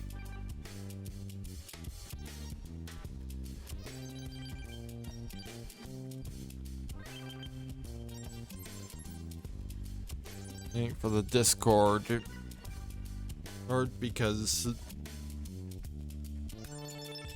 I haven't updated the MoveBot message at all, so oh, that link is still broken.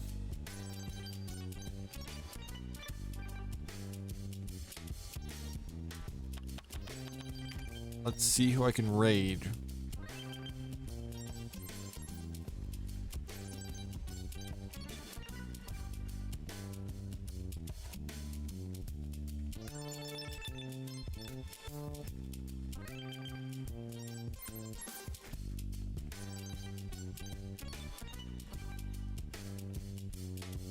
Yeah, there's of course absolutely no one else live with U.B Funkeys.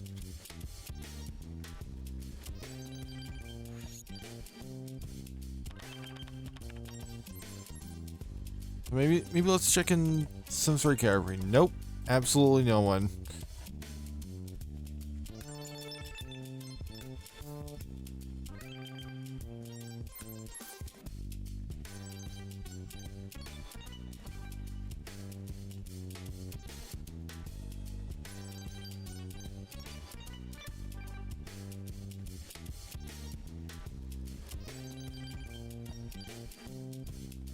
Browsing around in the Games Plus Demos category and not really seeing anything there either.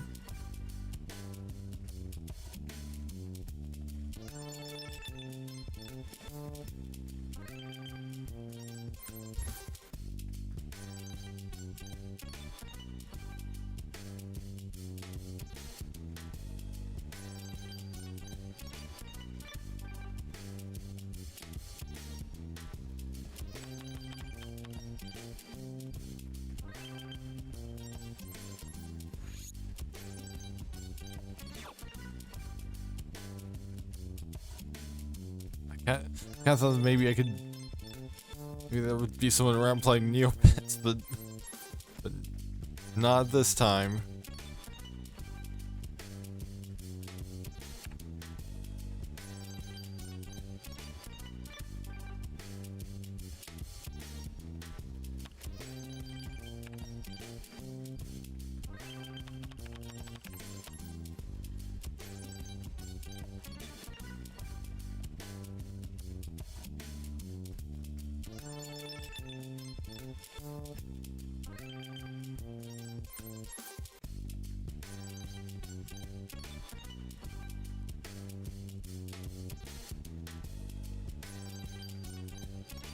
Oh, there's someone playing Hearthstone. The Hearthstone Talisman. I haven't played Hearthstone in years. Of course, there's probably gonna be people playing Hearthstone. If I really want to watch that.